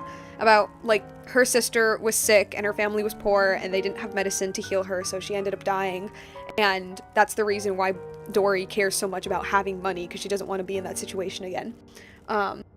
Like, I knew that, but I don't know, I kind of wish this idea of, like, I make money to help people kind of thing. Like, that's nice. That's very nice. I wish they did that before. This certainly has made Dory more likable. No, seriously, it really, really has. Like, okay, I never hated Dory. I actually never did. I am one of those very few people that thought her design was cute. I don't know. Is that weird to say? Will I get canceled on Twitter for saying that? I think her design is cute. And I've heard critiques about her design, and I can't really say anything about that. I just saw it for the first time and I'm like, oh, that's cute, you know, like, I don't know. I never really hated her. She was just kind of like an I character to me. You know, she was fine. She was okay. Whatever. It's a little bit annoying back in the Marrow days, but I didn't mind her. I didn't, like, treat her like the worst possible thing to ever happen in this game ever. Like, damn, there were some people really acting that way. But I really, really wish they gave us a little tidbit like this. This little, like, deep down she is a good person. She wants to help people, and that's why she's so obsessed with money, because, you know, to help people, I need money.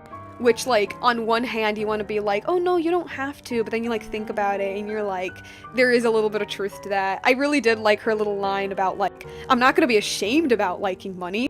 Like, everyone wants to have money. And it's like, I don't know, like, it was good for her character. But, yeah. Anyway, where were we? Wapple? Okay.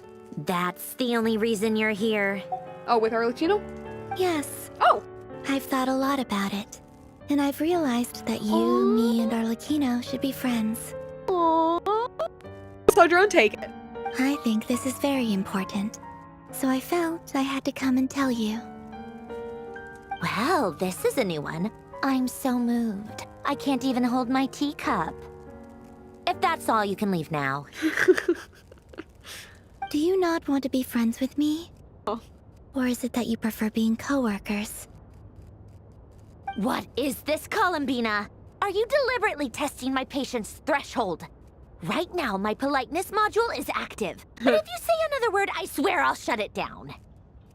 If your politeness module was active, wouldn't you say the word please at some point? Oh. Polonia, please see Lady Columbina to the door. Will you still invite me to your next tea party?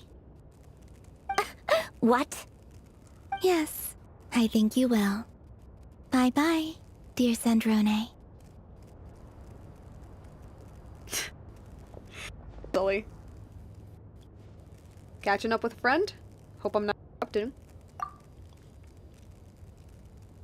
Last time, the Wild Hunt escorted you out.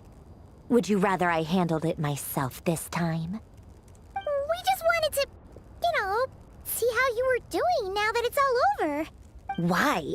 Out of concern for my safety? I hope you didn't seriously think that the Rayhir of Solnari would be able to lay so much as a finger upon me, given how prepared I was. Mostly because you kind of helped us out, so we just wanted to check you were okay. Looks like all your robots are fixed, huh? I spy books and tables. What the? I spy books and teacups on the table. Afternoon tea? So, are we interrupting after all? Oh, don't you worry about that. Tea time is already a write-off. The visitor before you managed to kill my appetite. Dang. If you're in the mood for tea, go ahead and help yourself. Otherwise, it's going to waste. My coasters are still missing in action, though. Use this notebook instead. Whoa! Pretty hefty notebook. Look at all those calculations. You can ignore those. They're just dumb scribblings. I doodle and write in my free time. Sometimes I remember the distant dreamlike past. Sometimes I imagine the far-flung future. And other times, I grit my teeth and note down all the crazy nonsense going on in the present. Some people do the crosswords in the newspaper. This is my equivalent of that. Trying to predict the future is like daydreaming. And writing about the present just makes me furious. The past is my favorite. If nothing else, it's already set in stone, so I don't have to rack my brains trying to figure it all out. Fair enough. Huh. Although, having said that, the only vaguely interesting memory in my past is probably that guy they call Lord Artificer. Lord Artificer? You mean Elaine Guillotine? Oh, we getting some Narcissus lore? We're getting some Fontaine lore? Not the Remuria one, the other one? The one about the trying to make the descender type thingies? And like the the lore where the Melazines came from. I never expected Sandro to be my top favorite harbinger. Her feisty personality is not what I thought she would be like. I thought she'd be more like Columbina. Monotone. I love her. She's great. I love that she's still bitchy even when she's like clearly trying to have some sort of friendship with Columbina. And Columbina for the longest time is like, she hates me. But now it's like, you know, I think she does like me. I think her programming just prevents her from saying that. Alright, Sandro, see you in the next tea party. Bye-bye. Anyway, Elaine Guillotine? Who else? Pretty much all the mecha in Fontaine are his personal handiwork. Makes sense. Wait, are you saying you know him? Like, personally? As a friend? I mean, I guess we were friendly enough. So you've actually met him? But he lived hundreds of years ago. Yep. In fact, I'm probably the only normal person left who knew him at all. Okay. We used to chat occasionally back when he was still around. Before he passed away, he asked me to destroy all his manuscripts. Of course. I honored his request, but I did read through everything first before destroying them. I mean, I couldn't let the genius of Lord Artificer Alain Guillotin disappear like that. Would have been such a waste. What the? Alain Guillotin? Is that the vague French pronunciation? Is that how you're supposed to say it? Damn, girl must be old. So, that's where the formulas in your notebook are from? I just told you. Those are my equivalent of crossword puzzles. They're just dumb formulas that I solve for fun when I'm bored. Alain's work was like epic poetry. The formulas in my notebook are just silly little riddles in comparison. Not that there's anything bad about them. I mean, at least, solving those riddles isn't going to hurt anyone. Except me, 'cause I lose a few brain cells in the process. Anyway, while we're on the topic, I might as well tell you about what happened to him and his friends. Yes, actually, yeah, go ahead. Give me that. With the assistant crit stuff. See, this was back in the day where, I didn't really focus too much on the world quest of Genshin.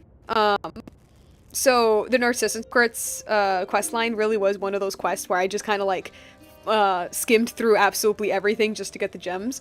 I mentioned this like pretty much all the time, but it really was the Remurio quest that I actually like sat down and read the whole thing through, and it pretty much made me go, yeah, I'm reading these things from now on. But I know like a little bit about the Narcissus Crits stuff, but not too much. Like I know the basic like general stuff. Alain Guillotin had two close buddies, Renee and Jacob. They spent their childhood years together in the Narzissenkreuz Institute. Is this the little?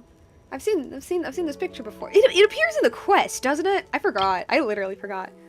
Alain Guillotin had two close buddies, Renee and Jacob.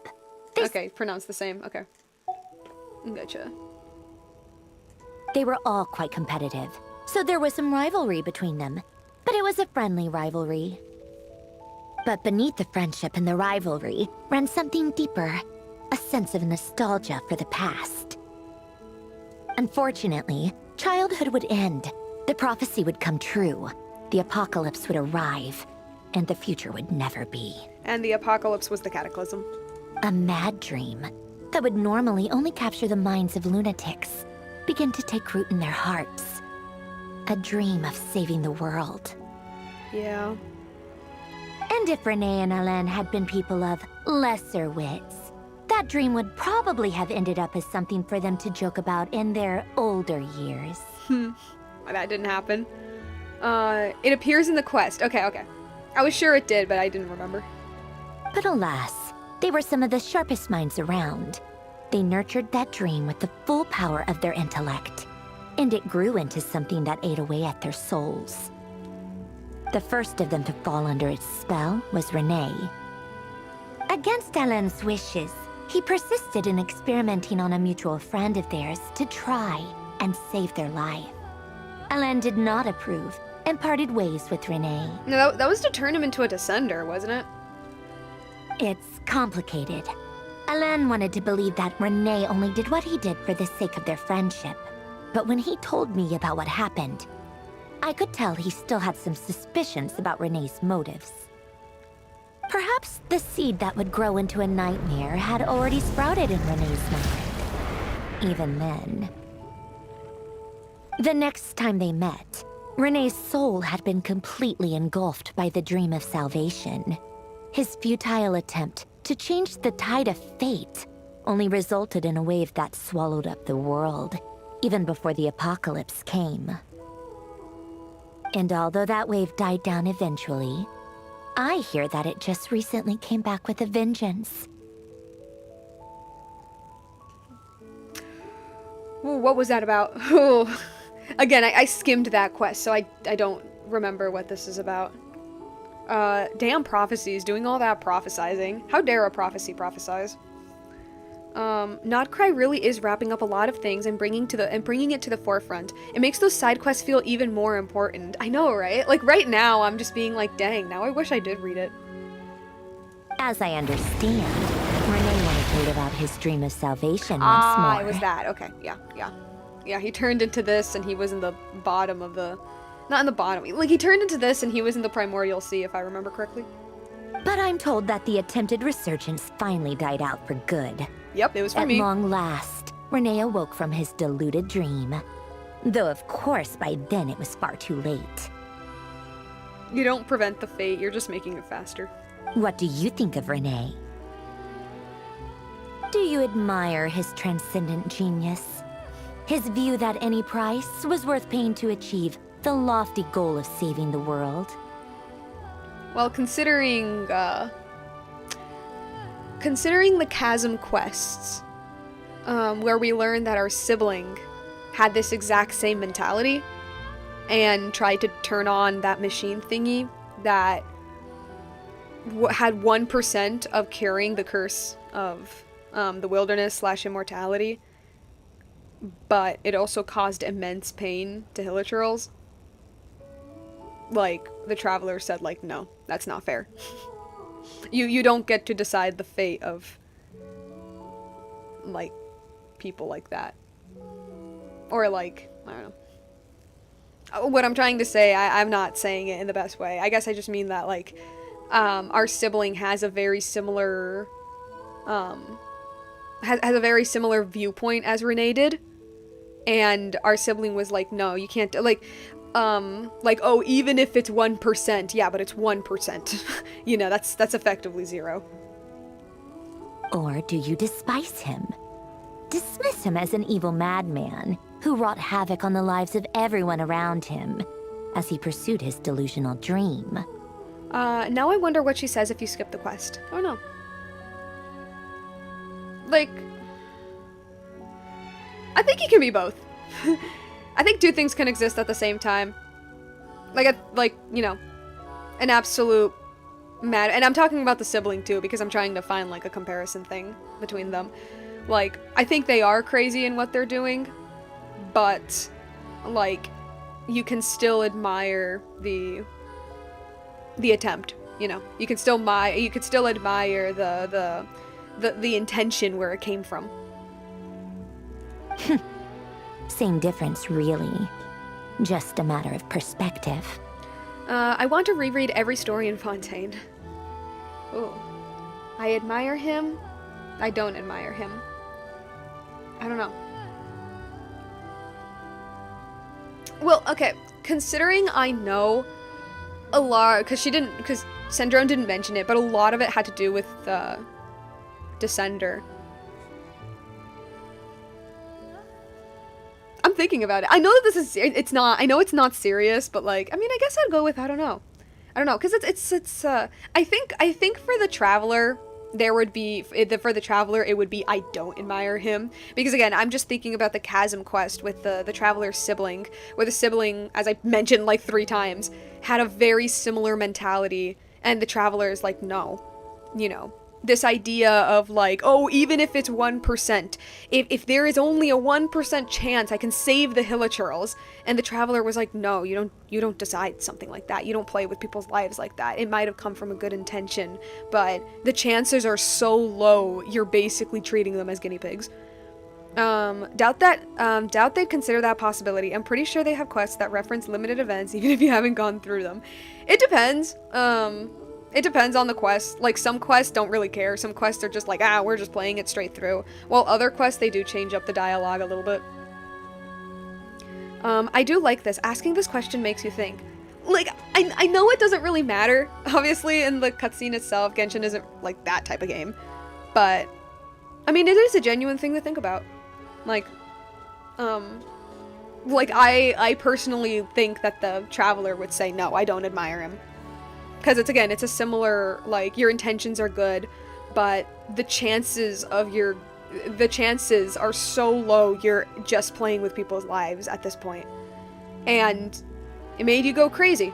And then it also makes you wonder, is going insane, is giving up your mental state worth it if it somehow ends up working? Well, it would be, yeah. But if it doesn't? And so then it's like, was that even admirable in the first place? Because like, let's say it does work. Let's say Renee succeeded and ended up going crazy in the process. Let's say he succeeded. Everyone would tout him as a hero. Everyone would be like, oh, Renee did such a great sacrifice, such an awesome thing. He saved the world at the cost of his own mental state. But, like, which did happen. What if he failed? Oh, then he was just a crazy person. So it's like, was Renee a crazy person, or was he someone who sacrificed himself? It's a good question. It's a good question. I'm thinking, again, I know it doesn't matter. I guess I'm just gonna go with what I think the Traveler would say, which, again, this is my own personal headcanon, obviously. Like, this is just the vibe that I got from the Traveler from the Chasm quest. So, I'll go with I don't admire him. Really? I can't tell whether that's because you disapprove of his deeds or because he failed. Or maybe you have some other reason. Renee no longer exists in this world, and the dream he started went on to be realized by someone else. What about you? What's your take on Renee? I don't like fanatics who give up their whole lives for their ideology. Nor do I like fools who let their delusions take control. Yeah. Maybe I could understand if Renee had just been an ordinary person. But he had a sage-like intellect, and still managed to get himself lost in the labyrinth of his own desires. Or maybe think about it like this. He got lost in his labyrinth of desires because he was a sage-like intellect. Anyway, that's enough about Renee. Now, moving on to Alain Guillotin, the Lord Artificer. I'm curious if other streamers have thought this hard about this question. I don't know. Like I said, like, I know it doesn't really matter in the actual game itself, whichever you choose. Again, Genshin is not that type of game. It's not a game that changes wildly based on your decisions. But I'm trying to take it in a more, like, I don't know, like I'm not thinking about the question because I think it will affect the game. Like, I do want to think about it, like, genuinely. You know, because it is a tough question when you really think about it. It really is. You know, it's like what I said. When a person sacrifices a part of themselves and they end up saving the world, they're touted as a hero. But if they end up failing, they're touted as a madman. So which are they, you know? Enough about Renee. Now moving on to Elaine Guillotine, the Lord of... Okay. Oh wait, I forgot some other things. Maybe all our answers do matter. All the Paimon bullying will have consequences versus us being nice to her. They keep records of many other things based on that 2025 account review.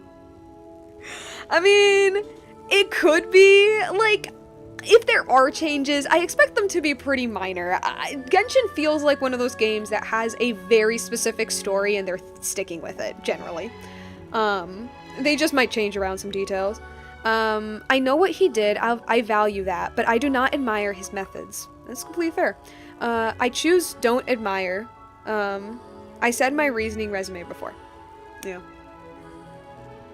He managed to put a stop to the first storm whipped up by Renee. But after that, Alain lost his friends and family. To his credit, I suppose, the loss of his family and friends was purely a tragic accident. It's not like Alain sacrificed them for his cause or anything. That was from the Cataclysm, right? After that, the only thing supporting his work was the same dream that had dragged his closest friend down to the abyss. The only thing that supported his... yeah. It was trying to like, prevent the flood. But although the desire to save Fontaine drove him to found the Fontaine Research Institute, Alain continued to reject any form of transcendental knowledge or power. He was suspicious and fearful of it, having seen the way it had affected his closest friend. I think that formulas and machines derived solely from human intellect were the only thing that gave him a sense of spiritual comfort. Yet Alain's intellect was simply too great. It barely left him space to breathe in his lifetime. Once he realized that the end of his life was approaching, he finally accepted the truth. The Nazissenkreuz Institute needed someone, and a human being, to see its story through to the end. He quit working on his formulas, trading them in for the fairy tales that had played such a formative role in his childhood, but which he barely touched in his adult life. He told me that the director of the Nazissenkreuz Institute used to read those fairy tales to the children as bedtime stories. Apparently, they worked wonders at sending kids off to sleep. I think that all he wanted at that time in his life was to be able to sleep deeply without being plagued by depression. Damn. By that point, nothing else really Damn, mattered. okay, that's sad. What the heck? Oh my gosh. That's messed up. I'm not messed up as in the situation. Messed up as like, damn, Genshin, you're making me feel again. Oh my god. Now that I think about it, what happened to the man that blew up the Institute? I don't remember. Like, I remember bits and pieces. Okay, not bits and pieces. I remember the broad strokes of the Narcissenkreuz stuff, but definitely not, like, that much. The story about the Golden City. At the very end, he laid down to rest in the ruins of the former Nazissenkreuz Institute orphanage, while the Fontaine Research Institute he had founded continued tirelessly with its work. Many years after that, tensions over competing dreams would once again cause a rift, this time between members of the Fontaine Research Institute. But the actions of those fools had nothing at all to do with Alain. At least we know that. So I guess the blowing up has nothing to do with him, alright. And that is the story of two people from the Nazissenkreuz Institute who both wanted to save the world. One went all in on his fantasy of salvation without ever looking back, and ended up calmly sinking to the bottom of the deepest sea. The other sought desperately to burn bright in his life, even though he wasn't sure where he was going. I do sometimes wonder, why is it that people like them have such grand hopes of saving the world? Good question. Even the grandest tree starts as a tiny seed. So perhaps, for each of them, their mission to save the world began with a very simple desire. Oy. To save themselves. I mean, yeah. I mean, that makes sense, yeah. I mean, we project ourselves into other people. They were young children with friends and family who mattered to them. Desires to explore the meaning of life. Ambitions to have a successful career.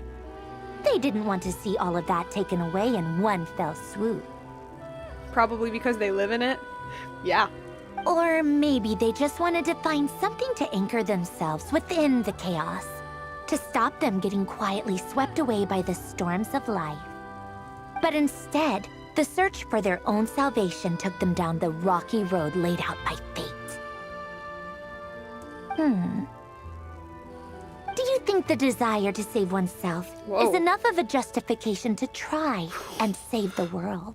Whoa, okay, that's a question. God damn. That's a question if I've ever heard one. You know, this is really funny, honestly. Wait, hold on. Life is cruel and fair at the same time. I mean, that's what life is, I guess. It's, beautiful and ugly, terrifying and awe-inspiring. You know, dangerous yet safe. Sad and happy. It's all massive contradiction, but low-key, that's what makes it beautiful. Okay. Row in a row. 2 in a row. So this is actually really, really funny because this is it's not that deep, okay? It's not, I'm not like delving in it super duper deeply, or in the way that like Genshin is doing currently right now, but this is actually a question okay. This might require a little bit of context. A few of you guys might know what I'm talking about here, but, it's something that I barely ever mention, really. I have been writing a little collection of Genshin fanfictions that, well, they originally started off as just fics to help out, like, to like practice my writing, but now I was thinking, like, you know what, I would like to like upload them here on this channel as like little audiobooks or something. I'm currently working on the Natlan one. Anyway. The very first one that I wrote is a fanfic based on the rebellion in Mondstadt with Decarabian. And in that story, I pose a very, very similar question, asking the existential questions, yes. Now that I think about it, why Sandrone became one of the Fatui? Just research, probably. Yeah, and in that fic, I do pose pretty much this exact same question.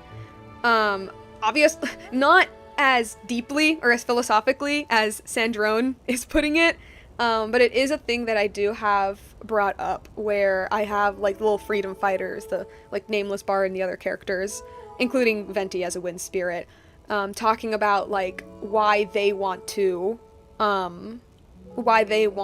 escape the barrier and go out into the world.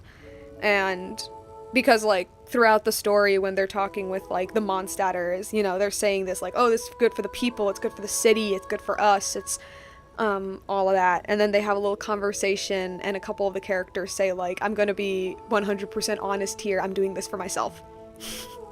I'm doing this for me. And the main character, which is actually the nameless bard in my fic, and the main character thinks that's selfish. I mean, he doesn't get mad or anything, he's just like, that feels very selfish to do something like something as grand as that for your own personal desire. And the other characters tell him, we all want to be heroes. We all want to... We all wish that we were these perfectly benevolent beings who are doing this for the sake of other people. But the unfortunate fact is, that is not enough of a motivator for us. Our motivation is what we want of it. What are we going to get out of it? What type of life do I imagine for myself? That is my main motivation. And I project that onto the lives of other people. And so that's why it is selfish. But I am channeling it in a way that it doesn't look that way.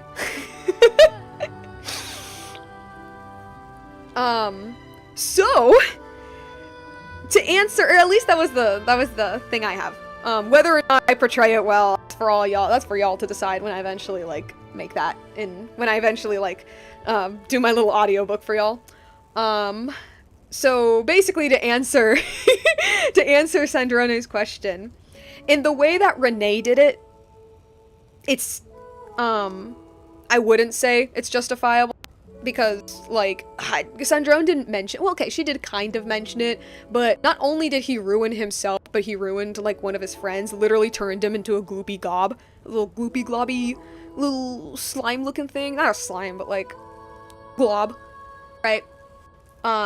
It just ended up failing in the end, and Renee was just... I guess Renee was just kind of depressed for the rest of his life.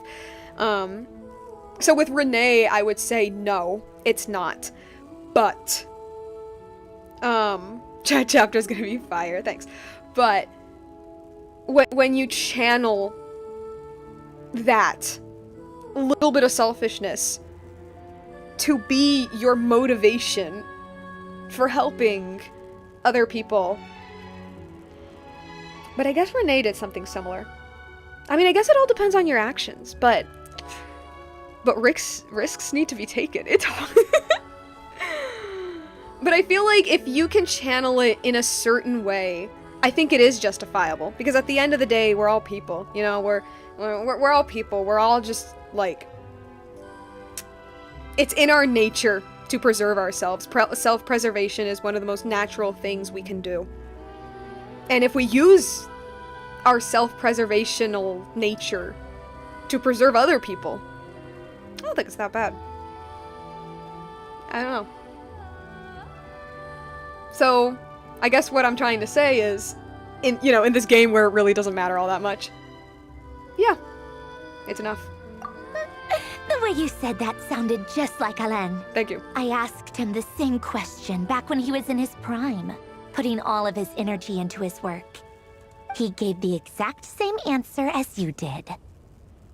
No elaboration, just a quick short answer before getting right back to his work. He was always that way. Oh, look at Celestia right there. Ooh, kind of creepy. Kind of creepy. All right, tea time's over. I owe Arlecchino a favor for telling me these stories. I'll have to bring a whole sack of gifts the next time I visit the House of the Hearth. I'm gonna go tinker with Polonia now. You guys can do whatever you want, as long as it doesn't involve interrupting me. Okay. Polonia, exit hibernation mode. Begin diagnostics.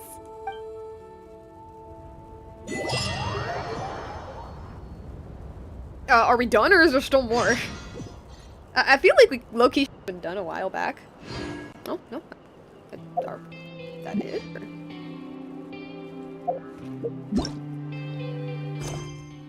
Oh, okay. I guess we are done. Well, yeah, I mean, yeah, no, I mean, it ended pretty good, I mean, like, the timing's pretty good. I guess hop back into Infinite Void then. Alright, any achievements as always? Yep. Gimme. I finished, okay, good. Alright, scary, spooky Infinite Void. Let's go up in here and, yeah. that got low-key philosophical at the end, goddamn. Okay.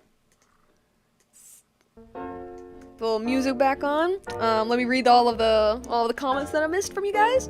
The world is from a matter of perspective. Is always come from us and what we see and what we feel and what we want. We build ourselves and work to be better people. I mean, that's the best we can really do, honestly. For Renee, I don't say admire, but I say yes to this. Yeah, no, that's more or less what I was trying to say. Where I think it matters in the way you do it, you know, in the way Renee does it. Renee did it, I mean. Was like, no, that wasn't justifiable. But, you know what? I think that reflects on Dory somewhat, actually. I think that does reflect on Dory. Or at least like this new info that we have about her, where she had this innate selfish desire to be rich, right? And she even says so. You know, everybody wants to be rich. I'm not going to be ashamed about wanting to be rich and liking money. But I'm going to channel that selfish desire to want money in a way that it helps other people. You know? Yeah, that chapter is going to be fire. Renee became the Glob. His friend became an Abyss Herald. Oh, okay. Like I said, it was one of those quests that I kind of skimmed, so don't remember too much. Actually, in the beginning, we thought he was with the Abyss Order, I think. Okay. I loved her. Yeah, you finished. Good. Okay, indie pop guitar in the background. Nod Krai music already sounds like so good, so amazing. I need to listen to it on my free time because like I love the vibe. I love it so much. There are like a couple of tracks here and there where I'm like, that's nice. Okay, so I guess it's time for us to actually talk. I'm gonna be completely honest. Or maybe I feel like a broken record. I don't know. Usually I feel like we have like quite a lot to talk about the ending part of the streams. But with this one, I mean, it was kind of sort of the epilogue, you know? There wasn't really much to say other than, yeah, we finished. Can't wait for the next one. You know? Rerir has been sealed in wherever the hell they sent him to. He's gone for now. I don't know. He'll probably come crawling back. I don't know. Maybe. I kind of hope so, Loki. But, or maybe not. I don't know. Banished him into the Shadow Realm, effectively, is what we did. But fight scene was pretty neat. I don't know if me fighting Rerir lagged the stream into oblivion. I really hope it didn't. But it was a pretty alright fight. I mean, it's probably because we were healing, so like, yeah. But, the ending cutscene, not the ending cutscene, but the cutscene with, everybody, like, joining up, like, to defeat Rerir with, like, Albedo and his, like, alchemical circles, and then Durin transferring, like, the abyssal power, and then Columbina, like, fighting him, wrapping him up in a similar way that he, like, caught us, and then, like, flinging him into the, well, not flinging him, but, like, putting him into, like, the Shadow Realm, and then Dainslift delivering, like, the final blow. So cool, loved that, that was awesome. I still kind of wish that Rerir could come back. I don't know if he will. I mean, he probably will, but not, like, probably as, like, as big as a threat that he is now, but, pretty neat. Jet sent to space, where all he can do is freeze until he stops thinking. Dang. So, that was pretty neat. Then we hung out with the people at the bar. Hung out with Varka, still looking as sexy as always, chatted with Nefer. I thought it was pretty cool that, okay, not cool. I don't know if it's, can I call that cool? I don't know. I do think it was very neat to see, like, a character actually get hurt in a fight. You know what I mean? Like, for reals. Nefer, I guess she got, like, slashed in the eyes. I don't know. She got her eyes all hurt, and then, you know, Lauma heals her, so, for all intents and purposes, Nefer's fine, but I do like seeing that, like, hey, these characters can actually get affected by this. That's always neat to see. There's a little bit of blood there, too. A tiny little bit of blood in her eye. You don't see that in Genshin, usually, or do you? I don't remember anything similar to that. Because, you know, there's always like, oh man, I don't know, I pulled my shoulder, or like with Tignari in the Sumeru quest, like, I got struck by lightning, but we don't see anything like physical, you know, to really show that. That's why I love all of the fan art of Tiggy having like, the, like, lightning scars. So like, whoa, there's some blood there. So, I don't know what will happen after you finish the Archon quest. I do know there's the Sumeru stuff. There is the Sumeru stuff.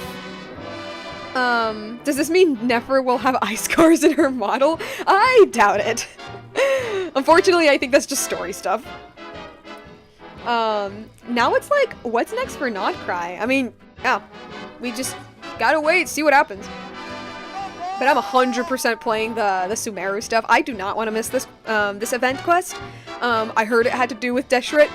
I literally said this in the beginning. Y'all know me. I love, I love not only, like, lore from, like, each individual nation, but I love lore characters, you know? Deshret, Remus, Dekarabian, Orobashi. Give me that, please. I eat that up.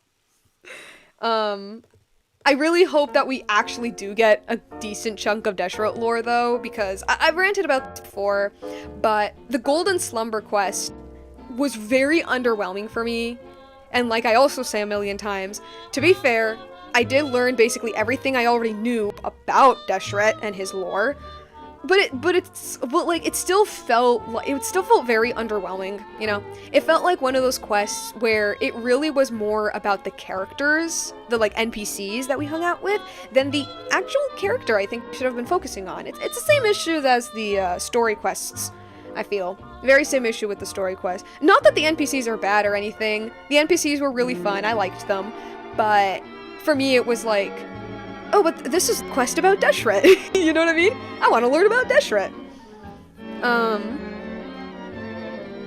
There are a few characters that actually show scars and injuries, yeah. Almost makes me think Archon quests will be happening each patch, not just the first 3. I hope that is what they do. I really hope that's what they do, because Nod Krai, as the devs mention, is supposed to be the region where, like, we're literally preparing for Snezhnaya. It's the region where we're supposed to be, like, tying up all of this lore that they ended up expanding just a little bit too much. Like, tying it up, explaining everything for a casual audience so that when we get to Snezhnaya, it's not as confusing and hopefully good. You know? Yeah. So we can have a good balance of lore and, you know, still focusing on the story of Snezhnaya. And, yeah. But, yeah, learning about Nefer, I love to see that Nefer finally rethought about her dad and was like, you know what, I don't think my dad was a liar. I think he was just dumb. And I'm like, hey, at least it's nice to see that she's not calling him a liar, because, like, I thought that was bull, honestly. In the previous stream, I'm like, girl, what are you talking about? Yeah, because Natlan didn't confuse people. I don't think Natlan confused people, but I do think Natlan had a lot going on and it didn't, like, execute it in the best way. If that makes any sense. Like, I feel like Natlan's biggest issue was that it had to focus so much on, like, the Abyss and, like, all of the stuff with Capitano and stuff that we never properly got a good sense of Natlan and of, like, Natlan itself. I don't know. The writing was really clunky in Natlan, and I say this as somebody who likes the region because there are people out there who genuinely think that I am a Natlan hater. I'm not. I love Natlan. I really, really love Natlan. The Little One quests are literally some of my favorite quests in the entire game. But, yeah. Yeah, so nice to see that with Nefer. Interesting to see her thoughts on Thoth. Nice to see that Thoth is, like, yeah, I'm using his name. Supposedly a person who seems to have powers of detecting truth, but is a very good liar. Love that. That sounds really cool. Obviously Nefer's whole thing is, being a liar. That's really neat. Dumb but with a good heart, yeah. I think / hope giving Snezhnaya an extra year to cook was a good plan. I do. I always thought that was a good idea since Nod Krai was released. I understand why some people didn't like that. I really did understand that, but it's probably because I play for the lore. I don't know, and I do think about it in a sense of, like, story, right? But for me, I'm like, yeah, we were not ready for Snezhnaya. Story-wise, we were not at all. Because yes, there's so much lore that you can dig into, but the reality is that the actual written story that we have laid out, think about it for a casual perspective. For casual, all of this is, like, new and fresh, and they didn't know about this, you know? And for the casual to understand what's going to happen in the end, it's very important that they know what's going on. So, it was the right choice. We got a better sense of Natlan from the recent event. Sad that I gotta wait, though. Yeah, but I think it was for the best. The only thing sad is that we don't have a map expansion. I think Nod Krai was just as big as it needed to be. I'm still waiting for that Mondstadt expansion, though. But, yeah. I was talking about Thoth for a minute there. I can't wait to learn about him. You know what I'm wondering now? Like, what exactly is Thoth's relationship with Deshret? Like, hear me out. Deshret's pyramid, everything to do with Deshret and Deshretian architecture just has Thoth absolutely everywhere. And you know, for a hot minute there, I was like, the guy with the bird head, for a minute there, I was like, is that Deshret? It would make sense if that was Deshret. It would make complete sense, because, you know, Ra and Deshret and the two, and like, it just made complete sense to me, honestly. So, I just lost what I was thinking, oh my gosh. I just completely lost what I was thinking. Oh yeah, because Thoth imagery is absolutely everywhere, and at the time I was like, is that Deshret? I mean, it could be, and for a hot second I thought it might be, but I never fully thought that, because like, every time we ever like officially saw Deshret like fully, it's always like the eye star thingy, so I'm like, you know what, maybe that isn't Deshret, I don't know. Nice to get confirmation, it was not, and so now I'm thinking like, okay, so according to Nefer, Deshret imprisoned Thoth. But I don't know, man, they seem to have had a very close relationship, I don't know. I mean, when all of your buildings are just full of imagery of a person who is not you, you know? I don't know, that's a lot of stuff. I'm kind of glad Nod Krai is small and getting updates a little slower. Gives me plenty of time to catch up. Yeah. But, yeah, wondering what their whole deal is. Why was Thoth imprisoned? I have a suspicion that it has to do with Deshret being crazy thanks to Forbidden Knowledge, or more accurately, going crazy from Forbidden Knowledge. And, I don't know, maybe their, like, friendship soured, I don't know. I don't know if we'll learn about that in the event. Probably not, honestly, but I'm hoping. The hope is always there. I don't know. Just hungry for the Deshret lore. Historians will say they were good friends. Historians will say they were good friends. We're gonna be having a fight with some random rainforest, researcher, and be like, yes, Thoth was one of Deshret's, friends. Pretty close friend. Deshret didn't really like him, though. And we're sitting here like, you sure they didn't? Like, I don't... No, actually, no, let me, like, fix that. Let me fix that. The researcher for the rainforest is like, nah, I forgot, they're racist. Nah. Deshret hated all of his close confidants, especially Thoth. He put him in prison, you know? They clearly didn't like each other. And then, like, the Traveler and Paimon look around the mausoleum and we're like, I don't know. There's a lot of Thoth imagery here. I'm supposed to be talking about Nod Krai. I'm like slipping into the Sumeru stuff. Well, why give me Sumeru lore if if you don't want me to talk about Sumeru stuff? Yeah, that was pretty neat. I'm waiting for Alice. They're clearly hinting towards her. I already mentioned about Dory and how, like, wow, they're making her into, like, an actual legit character. Like I said, I never hated Dory. I wasn't one of those people. But I did think Dory was just kinda, just okay. She's fine. So, this development of her was really, really cool. And, like, I thought about it a little, like, later on, but, like, I do have a feeling that, I don't know if it's intentional, but I like to connect it. Like, I do like the connection of Dory using, I mentioned this before, using her selfish greed, right? Her selfish desire to become rich, and channeling that into doing something that helps people, which, like, I felt like, I don't know if it was intentional, but maybe it was, I don't know. It kind of sort of ties into our entire conversation with Sandrone. I don't think I have much to say about our scene with Sandrone that I haven't said in the actual scene itself. I kind of sort of dissected every little thing she said. So, very fascinating conversation. I'm pretty sure. Yeah, no, like, it's very strongly implied she was a creation of, or like she's a machine built by Elaine. Like, is that even a theory? I think that's pretty obvious.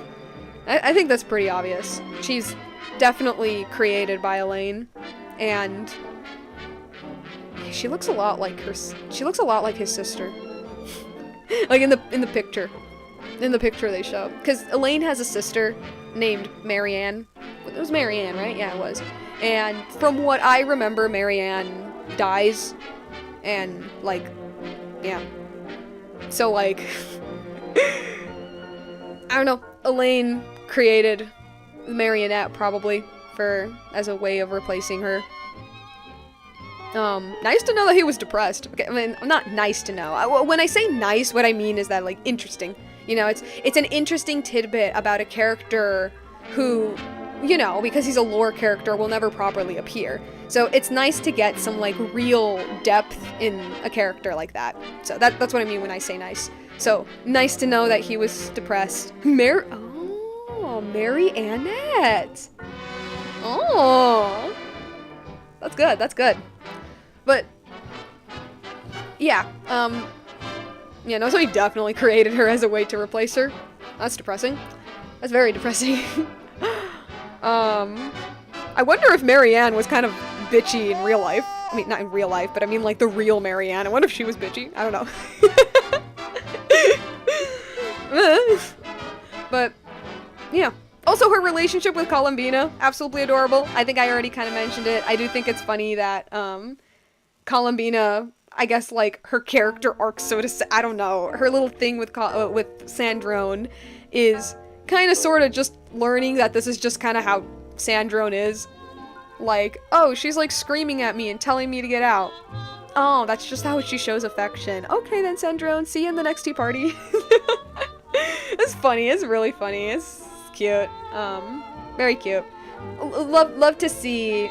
I love to see Columbina being like, you know what?